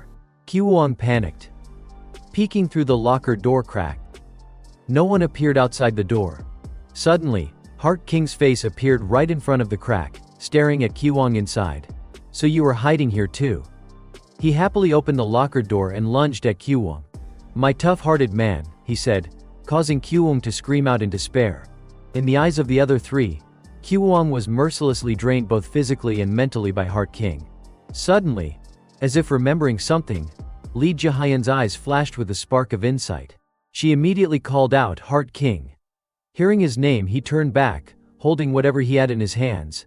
What is it, darling? I'm eating right now, can it wait? She and Kim Yura exchanged pleading looks, silently begging him. Slowly Lee Jahan spoke. That thing. Heart King carried Lee Jahan on his back, sprinting into the forest, reminding her as he ran, you're touching me there, could you move a bit? She gently pleaded, just bear with it a little longer. But he disliked it. That's kinda annoying. I hate the soft skin of girls. Annoyed, Heart King warned her, I'm just saying this to be cautious, but if you don't have other plans with me. Suddenly, something charged at them, making Lee Jahan scream. Ah, Heart King, in front. Watch out. 2 monsters furiously lunged toward them. Lee Jahan, terrified, closed her eyes, bracing for injury. But contrary to her fear, Heart Queen swiftly passed through them. Safe for the moment, she asked him, is Horse King's signal still far away? Resting on Heart King's shoulder, she clutched him tightly. Horse King, he's hurt. She cried out. Darling, seriously, I told you not to grab on like that, Heart King scolded. She silently pleaded with him to wait just a bit longer. Her thoughts drowned out Heart King's resentful voice. Jihyun, are you ignoring that? I can't believe you, you little brat. A voice echoed through the space.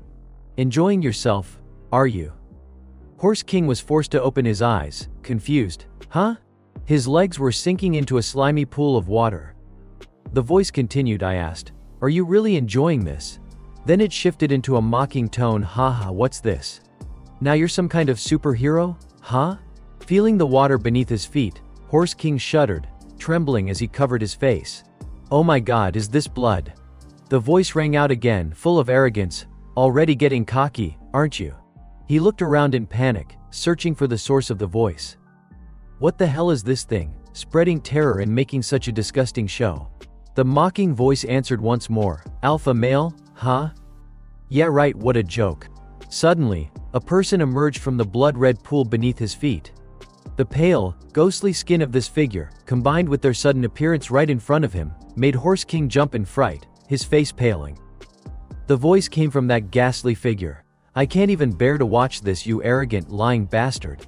Before the figure could finish, Horse King yelled and lunged forward, punching the person hard in the face. While punching, he cursed, "Damn it, you freak." Realizing he hit someone without reason, he immediately felt guilty and apologized. "Oh, my bad. You really shouldn't have surprised me like that." The figure coughed up a mouthful of blood. "Ugh, damn it, that hurts like hell." The scene before Horse King shifted suddenly, leaving him stunned. A schoolboy in uniform was being bullied by a group. "Hey, punk, straighten up. You think we're easy targets?" The boy, clutching his bruised cheek and trembling, appeared clearly before him. Horse King was confused. "What is this?" On the other side, the violence continued. One bully threw a banana peel he had just eaten onto the other boy. "Hey, lunch break started ages ago. Where's our bread?" The victim could only tremble in helpless fear. I'm sorry." The bully snapped viciously, "You useless idiot. You expect me to starve because you can't fight back." His tone grew more aggressive. "Damn, you're messed up." The boy stammered in defense, "And no, that's not true. The teacher called me to the office." This scene matched almost perfectly the past memories of Horse King. He looked at the boy and doubted himself, unable to believe it. Could this really be him from his school days? The voice echoed again, responding to his thoughts with sharp clicks. Ping, ping, ping, confirming everything. Bullseye. Absolutely right. You're a failure, aren't you? Horse King refused to accept it. Angrily, he looked around, shouting, "Shut up. You've been noisy this whole time. Who the hell are you? What the hell are you trying to pull?" Suddenly, an idea flashed in his mind. "Oh right, this must be a dream." Without mercy, he punched his own face hard, testing it out. The pain made him fall silent. The voice rang out again, filled with ridicule, but this time, it came from the very boy being bullied. "Dream? What nonsense. Look me in the eye." The boy's face was pitiful, a skinny, sickly slave. "My punching bag. What right do you have to play the hero like a fool, you arrogant, lying bastard?" Horse King frowned, annoyed. "Shut up, slave, seriously. That makes no sense." Before he could finish, something touched his shoulder from behind. Dave suddenly appeared, frozen in place behind him. "Huh, damn it. I can't believe some errand boy is causing me trouble," Dave said, making Horse King startle. "Dave." Dave continued mocking, his body growing taller and more imposing. "A little lamb thinking it's a hero just because of some impulsive action. You're nothing but a total wrecking ball." Each word made Horse King frown deeper. "Alpha male, macho man, haha, how ridiculous. Damn it, main character, my ass, this is all your fault. Why should I die because of someone like you, you damn villain?" Dave was nearly furious to the point of madness. He raised his hand, intending to grab Horse King. Horse King closed his eyes tightly, bracing himself to endure the blow. A sudden thud sounded instead. Contrary to what he expected, nothing hit him. He opened his eyes at the strange noise. Horse King was stunned by the bright scene before him. A ship was rushing through a vibrant sunset, full of life, leaving him even more confused. Where am I?" He was on a speeding vessel piercing through the blazing dusk. In front of him appeared the image of someone tied to a cross as punishment. "O Lord above, it hurts so much. The heretic shall descend into hell. It hurts." He gasped in shock at the sight. It was Jesus Christ. A vendor cart filled with goods appeared on the ship's deck. Even Akira from Line 1 was here? What was this subway villain gang doing here? A familiar voice called out his name, Horse King. Kim Yura, hanging upside down from the ship's railing, suddenly appeared before him, startling him enough to shout. "A falling star. Wait, Yura, hey, you're causing a public disturbance. Get down here right now." Yura snapped at him immediately. "Shut up. Don't boss me around. Who do you think you are? You're just a violent villain." Horse King frowned, displeased. "Yura, since when did you start ordering me around?" She glared at him with hatred. "Now you even dare to argue with zero skills to back it up." A loud shout pierced Horse King's ears, almost rupturing his eardrums. "I've been fooled." The voice came from a person in red holding a book. "Damn it, I was completely deceived. Damn it, damn it. Now he's not only a failure but a pariah, too. Main character. That monkey? He's more of a villain." The book said so. When Dave lunged at Horse King, his body turned to stone and shattered, a truly meaningless sacrifice, a waste. The person in red muttered again. No, even villains have their own code. Like he's a villain, but not exactly a villain. Slowly the person lifted his hat, revealing his face. Exactly. He's just a piece of trash. Horse King stared in shock at the person who just lifted his hat. Kiwong, what's going on? You keep going on about villains, and all that. What exactly are you talking about? The partition near him suddenly shattered, followed by a commanding voice, sit down. A man holding a baton stepped forward. The man wearing glasses walked closer as he spoke. Found a villain, huh? This one's from line 1, a professional troublemaker. He glared threateningly at the scene before him. Hemph, you want to die, don't you? Voices of blame and resentment surrounded Horse King. The electric guitar cursed him. You arrogant fraud, it's all your fault. You weirdo who craves attention and chaos. Despite the man with glasses raising his voice, I said sit down. The accusations continued relentlessly. This time it was Dave's sister blaming, because of you, my brother. Then Manager Lee called out, disgusting pervert. The man with the baton swung it toward the manager, snarling, damn it, sit down. Dave's sister accused again, he's dead, my brother is dead. The man glared at her, raising his hand. You trying to act tough? Sit down. Horse King grew more and more confused. No, I am not a failure, a weirdo, a perverted troublemaker, or an arrogant fraud. The voices kept coming, just an arrogant, deceitful troublemaker. He looked around in panic as the crowd grew larger and more intimidating, and shouted, who are you? Horse King was almost mentally terrorized. No, it's a misunderstanding. I tried to protect everyone. This time the blaming voice came from beneath his feet. Protect us. You? Protect us? You're just babbling nonsense, damn it. Don't pretend you don't know who killed Dave. Those words stabbed his heart, leaving him silent. It was you, Horse King. In the real world, Lee Jahan was shaking Horse King with all her strength after pulling him from the water. Horse King, wake up. Judging by his current state, she guessed, it's bad, he's completely unconscious. We need to get him to a hospital immediately. But Heart King stopped her at once. Wait. He pushed up his glasses and examined Horse King carefully. Calm down, Jaehyun. Horse King isn't simply unconscious. I don't think taking him to the hospital will solve this. Lee Jahan looked confused. Huh? Heart King hesitated, searching for the right explanation. It's like he's fallen into a very deep sleep, looks unusual. Lee Jahan still didn't understand. What do you mean? But he stopped explaining and just said, it's a woman's intuition. That phrase only made Lee Jahan more confused. What? Woman's intuition? Heart King growled in frustration. Focus, miss. He made a gesture describing, don't you see? Look at those moist, glossy lips. He bent down. This is definitely one of those classic situations.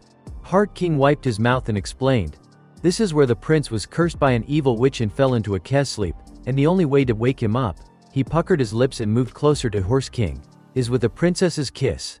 Lee Jahan couldn't take it anymore and shoved him away. Gross. He flew back and fell splash onto the surface of the lake. She looked apologetic. Oh God, I didn't mean to do that, sorry. Her face grew serious again as she refocused. Lee Jahan placed both hands on Horse King's chest and pleaded, just she summoned her power. Wait a moment, Horse King, the first will. I will definitely heal you. Suddenly an alarm blared. Run. Emergency. An unidentified monster classified as Class A or above detected within 100 meters. Evacuate immediately to a safe zone. Juhan gasped at the alert, startled. What the hell is this? Crazy. Suddenly Kim Yura heard a strange sound. She immediately warned them, everyone be careful. A huge force slammed down, destroying the building where they were gathered. A moment later Juhan, severely injured, knelt beside Yura, calling out, Yura, Yura, stay conscious. The robot nearby echoed in a cracked voice, Yura. Kyung stood up, staring in disbelief at the two monsters that had appeared. What's happening? He watched in shock as the two huge creatures, one green, one pink, rushed toward him, throwing punches. They didn't hesitate to smash their fists into the ground, shaking the earth and kicking up clouds of dust. But Kyung wasn't hurt. He felt no pain from the blows and opened his eyes. In front of him was Manager Lee, gritting his teeth in pain. He was holding back the strength of the two giant green and pink monsters with his body. Kyuwon shouted in relief as if grabbing a lifeline. Manager Kim clenched his teeth so hard they bled inside his mouth. The two monsters exchanged glances as if signaling some plan. Then the green monster grabbed Manager Kim and dragged him away, making Kyuwon panic. No. Distracted by the green monster, Kyuwon didn't notice the pink one. When he turned back, the pink monster's shadow was already close to him, raising its hand to strike. The punch came down again, but luckily Juhan used his machinery in time to pull Kyuwon and Kimura away to safety. Kyuwon looked gratefully at the person who saved him. Juhan. At this moment Juhan couldn't focus on anything else. Gritting his teeth in fear, he thought, damn it, if we don't sit down we'll get discovered way too soon. These bastards aren't ordinary monsters. The pink monster suddenly appeared before the three of them, preparing to throw a punch. Juhan didn't have time to react. What with a single strike, the pink monster smashed into them, scattering the three in different directions. Juhan, who was the heaviest, was thrown far back and crashed onto the ground. He clenched his teeth and braced himself to get up, but no. Seeing Yura about to be stomped by the pink monster, he panicked and tried to call out to the unconscious person on the ground, Yura. Its foot slowly descended onto her beautiful body. Suddenly, a beam of light appeared, blocking the monster's foot from landing. The monster looked down in confusion. What is this? A solid yet soft and trembling object. Kyuwon's body. He risked everything to block the monster from harming Kimura. Kyuwon smiled to himself, thinking, damn it, is this how it ends for me? Recalling his fantasies of a glorious death, he couldn't help but chuckle. He had wanted a spectacular death, just like the models he admired, those who made their protagonists shine. The monster's foot gradually pressed down with increasing force, making it harder for Kyuwon to resist, forcing him to slowly lower himself. As he went down, he silently told himself, but still, it's been a life worth living. Farewell to my dreams. In the next life I will far above. A yellow scarf fluttered in the wind. Red Mark, wearing that yellow scarf, stood on high ground, taking in the entire scene below, and assessing the situation. Kyuwon was utterly shocked, his eyes wide open. Am I Red Mask? Red Mask, an A-rank hero, possessed the power of heroic strength, allowing him to mimic finishing moves from action hero genres. Hearing someone call Red Mask's name, the monster turned its head to look back, and when their eyes met, Kyuwon flinched. It quickly stomped hard down where Kyuwon was, but luckily, he managed to grab Kimura and escape. There's a gap here. After successfully fleeing, he immediately turned and shouted loudly, now's your chance, Red Mask. But in response, Kyuwon was met with cold indifference. At that moment Red Mask spoke slowly, not yet. Kyuwon couldn't understand this.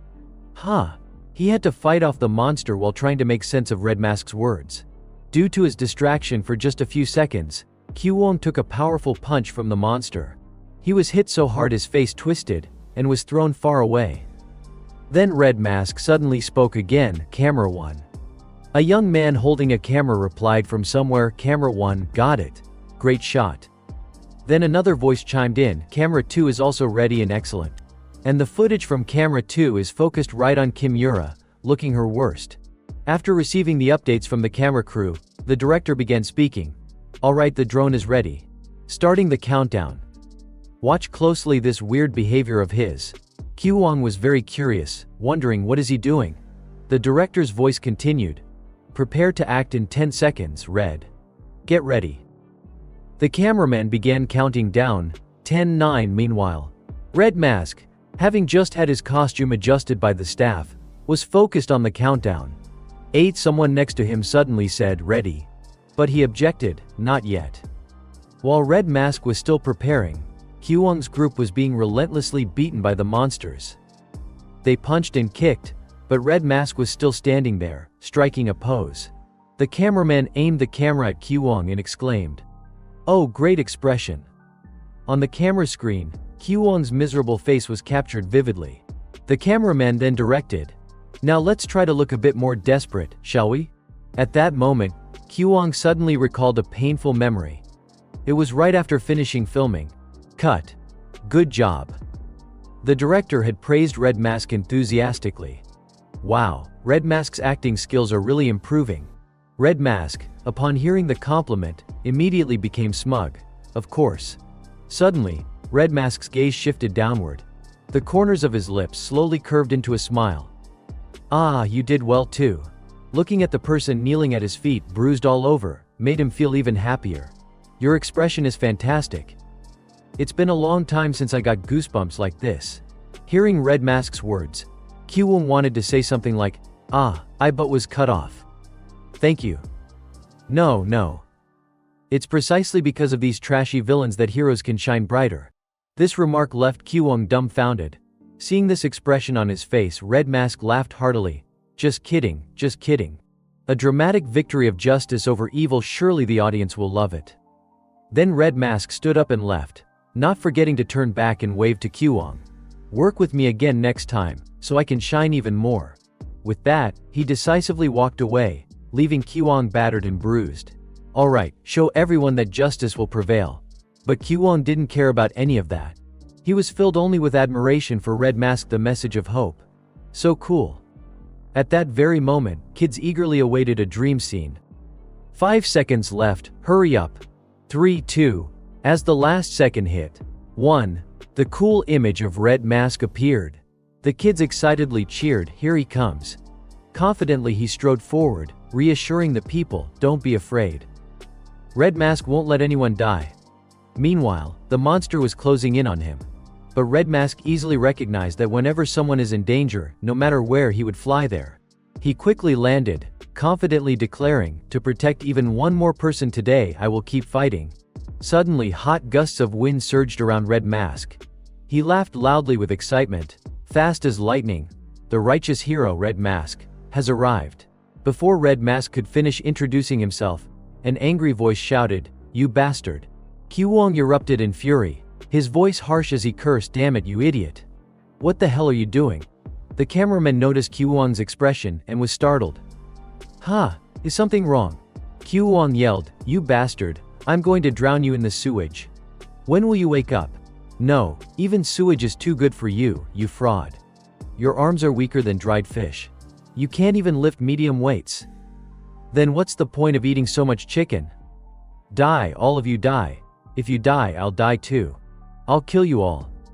The cameraman reminded sharply, hey, this is a live broadcast. Why are you overlapping the sounds like that? Move aside quickly. Kyuwon cut him off, your fly is down.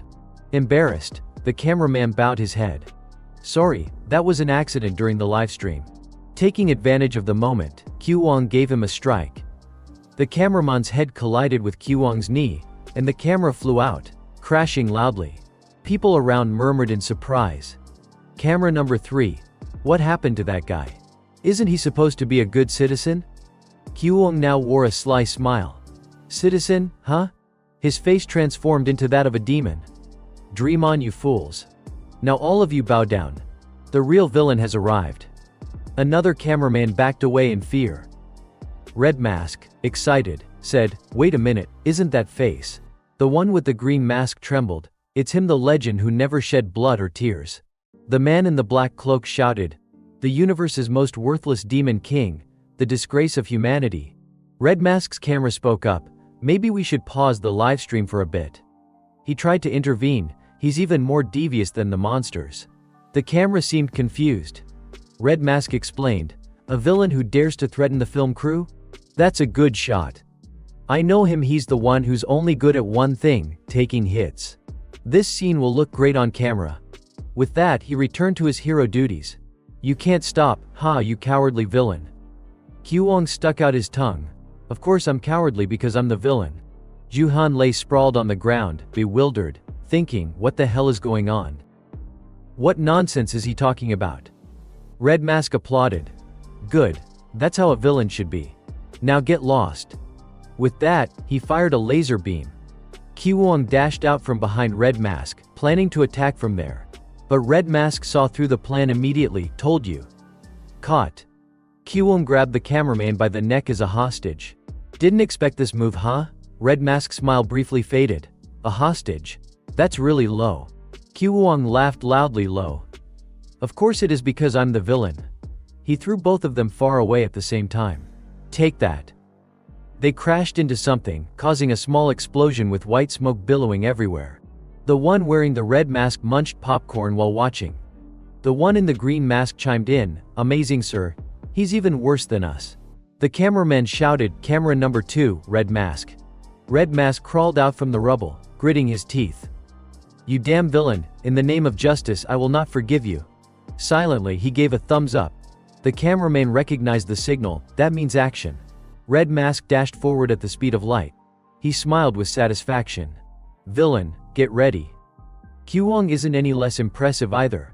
Actually, I should be the one saying that. The first strike he dodged it. They circled each other back and forth, red mask throwing hundreds of punches. The guy wearing glasses, head bowed to the ground, suddenly spoke up. "The fight is pretty even. If he tries, he can win." Jihoon snapped, "Is now really the time for commentary?" Red mask confidently said. "That guy is a rank B hero. He's acting to hide his true power. It's all just to create a dramatic climax, folks." He pummeled Kyuwong mercilessly, blood flowing like rivers. Despite the battered face, Kyuwong still smiled. "So how about it? Had enough punches? Time to end this." "Oh great nature," the cameraman exclaimed excitedly. "Is that Red Mask's unity chant?" It was indeed so. He prayed, "Water, fire, wind, earth, grant me your strength."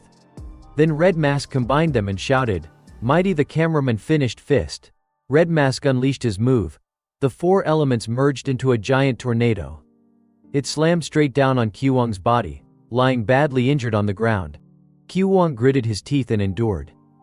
Jihoon cursed silently, "Damn it, it's over." But the one who got hit was actually Red Mask. He and the glasses-wearing guy were stunned.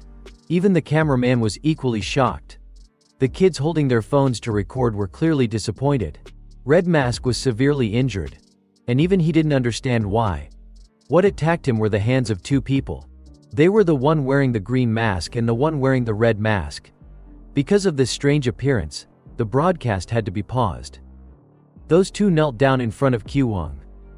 Then they opened their mouths to praise. "Oh Demon King, please allow us to follow you." Jihoon and his group flew off, confused and annoyed, not understanding what the fuss was about. Those 2 just kept bowing their heads like that. Kyuwong was silent for a moment. He murmured, "Demon King, huh?" But it didn't take long for him to accept it. "Alright, let's see what happens." They all burst out laughing together happily. The 3 of them became the clowns of the world. Just as they had accepted their disciples. A sledgehammer from Kim Yora crashed down. All 3 collapsed unconscious on the ground. She was very annoyed. "Get rid of these idiots." Jihoon nearby looked at his goddess, and was utterly infatuated. Surrounded by tall shadowy figures with glowing red eyes, the arrogant fraud causing chaos and destruction, the twisted loser Horse King panicked and shouted, "Who are you people?" But all he got in response were cold accusations: fraud, arrogant, troublemaker, destroyer, twisted, loser, eccentric. Horse King screamed in panic, "No, you've got it all wrong. I just want to protect everyone." A pale face suddenly surfaced, eyes wide open. "Protect who? Don't play dumb." Horse King roared and swung a fist at that face. He covered his face tightly. "I've told you countless times. Don't do that to me anymore." On the ground, a swollen face groaned weakly. "Kyuhook." Suddenly beams of light appeared. Horse King looked up. "Huh?" On the water's surface there are pale figures floating. A bright cross-shaped glow shone in the sky. He wondered, a cross. An old bald man appeared. Horse King's eyes gleamed as he looked up. Could that be Jesus? Finally, those 5 years of summer Bible classes paid off. But why is Jesus being questioned? Suddenly, the bald old man transformed into Lee Jahan. Horse King looked up in surprise. "Huh? Ji Jihan?" Lee Jahan, looking angry, said, "Horse King, what are you doing?" "The angel Lee Jahan is here. I was scared to death," Horse King cried, rushing toward her, tears streaming down. But Lee Jahan rejected him, putting a hand up to block his face. "Stop, that's enough." At that moment, the pale figures under the water suddenly lunged up, yelling, "What? Horse King? That bastard even brought a friend." Lee Jahan glared angrily. "Want to die? Shut up. And don't just stand there." Horse King trembled, feeling the atmosphere was somehow off. Cut to Lee Ji-hyun carrying a little cat on her shoulder, treating Horse King. She pursed her lips, thinking, "I can sense Horse King's aura. But what is this?" Fear? Calm down. An unknown something. Suddenly, Horse King appeared, pressing his face close to her. But Li Jihayan's hand stopped him. Wait a little longer, I'll heal you. Horse King suddenly coughed up blood, causing Li Jihan and the little cat to panic. Horse King. Suddenly 2 streams of magic, white and red, appeared swirling around Horse King. These 2 auras clashed fiercely, one cold and dark hidden inside Horse King's aura, as if 2 forces were fighting and colliding continuously. Horse King gritted his teeth, enduring the pain. What the hell is happening to Horse King? Suddenly, a sweaty face appeared. Do you know what's happening outside right now? Horse King and the pale figure knelt and replied, Yeah, I know. Li Jihayan scolded them sharply, but you're just hiding here chatting instead of doing anything. Horse King whimpered. It's not like that. That bastard keeps digging into my past and causing trouble.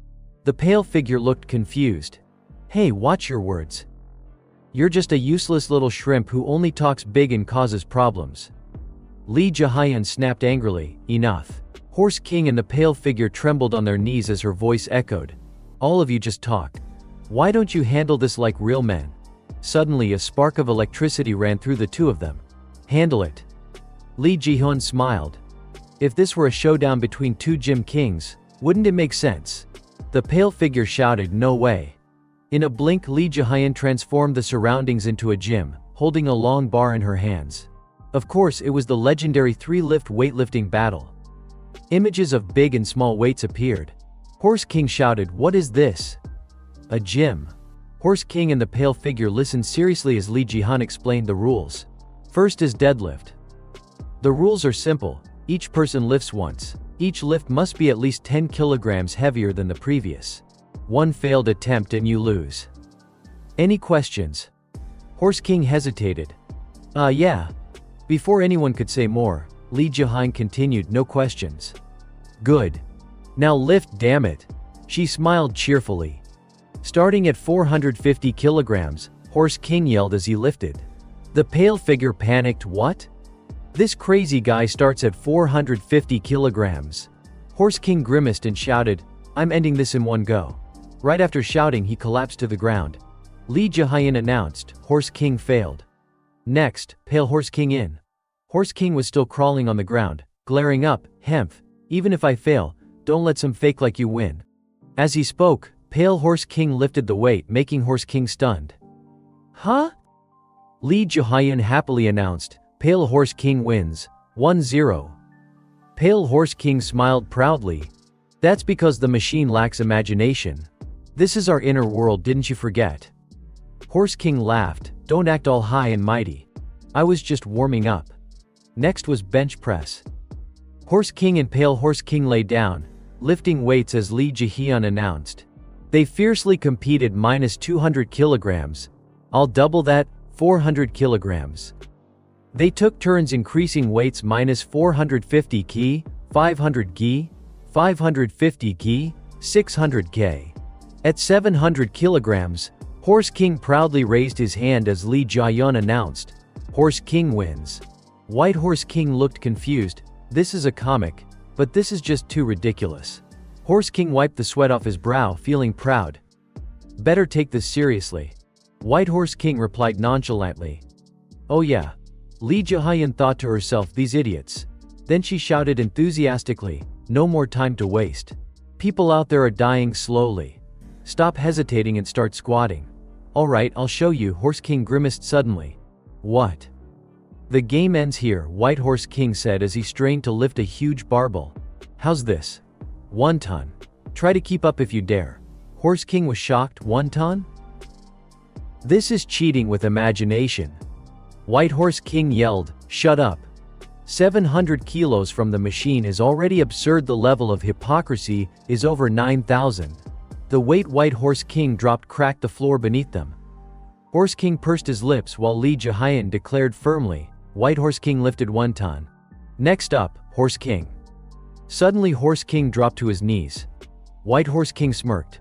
What now? Don't tell me you're giving up. White Horse King laughed smugly. Fine, you admit defeat, not bad. Now do you understand how trash you really are? While White Horse King was gloating, Horse King slammed his fist into the ground, startling him. What the hell are you doing? You're messing with me. A steel rod suddenly grew longer, piercing through the walls. White Horse King panicked. What? What? Hey, this is getting ridiculous. 4,000 tons. The rod smashed through 2 buildings. White Horse King screamed in horror. Enough already, you bastard. Ignoring him, Horse King gathered all his strength to lift. White Horse King kept yelling, no way, those buildings were solid. Meanwhile, Horse King's eyes bulged as he strained to lift, not paying attention to White Horse King's rambling. You still haven't woken up. You just love to show off, huh? No matter how cool you look, this is impossible. How many times do I have to tell you before you understand? Even now you haven't realized it. That bragging nonsense won't work. Horse King cut him off sharply. Shut the hell up. White Horse King refused to be quiet. You're a hopeless, shallow, stupid fool. Horse King laughed while straining under the weight. A real man with 2 golden balls has to be like this. Look closely.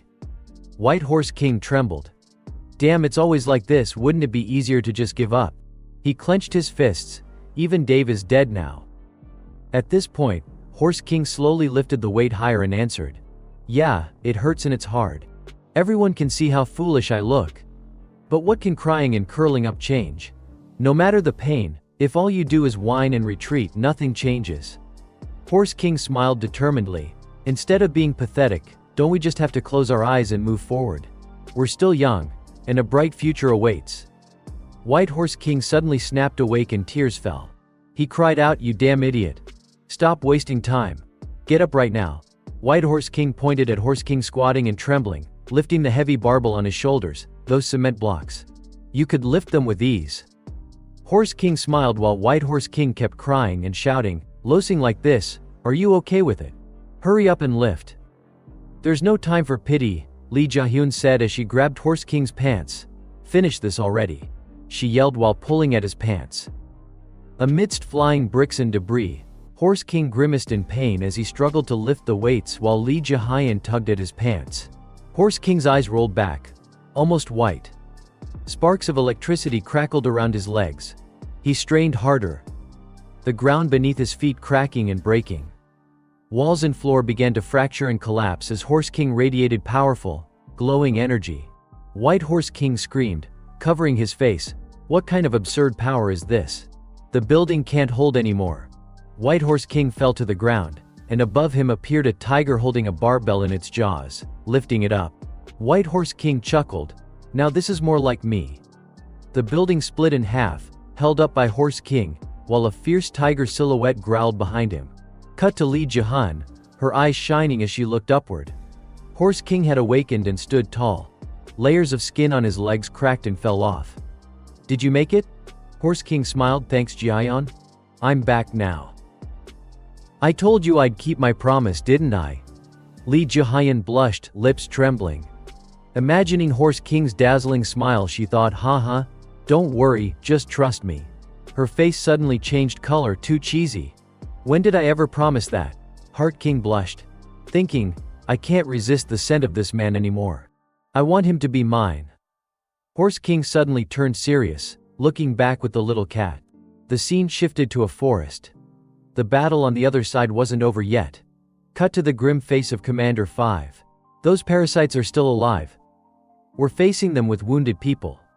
Kim Yura glared angrily. Damn it, why now? This time it's really bad. Cut to Jaehyun meeting them again. See you later. Horse King smiled with the little cat on his head, stomping his foot, while Jaehyun looked confused. Huh? What are you talking about? Suddenly Horse King dashed off, leaving Jaehyun puzzled. Heart King was enchanted. Horse King is so charming. Horse King rushed forward with the little cat, his face serious. Everyone hang in there a little longer. The pink and blue monsters leaned on their hands, watching Red Mask crying, buried underground. His face wasn't even there, let alone the mask. Not even a main character, but acting all dramatic with the red mask.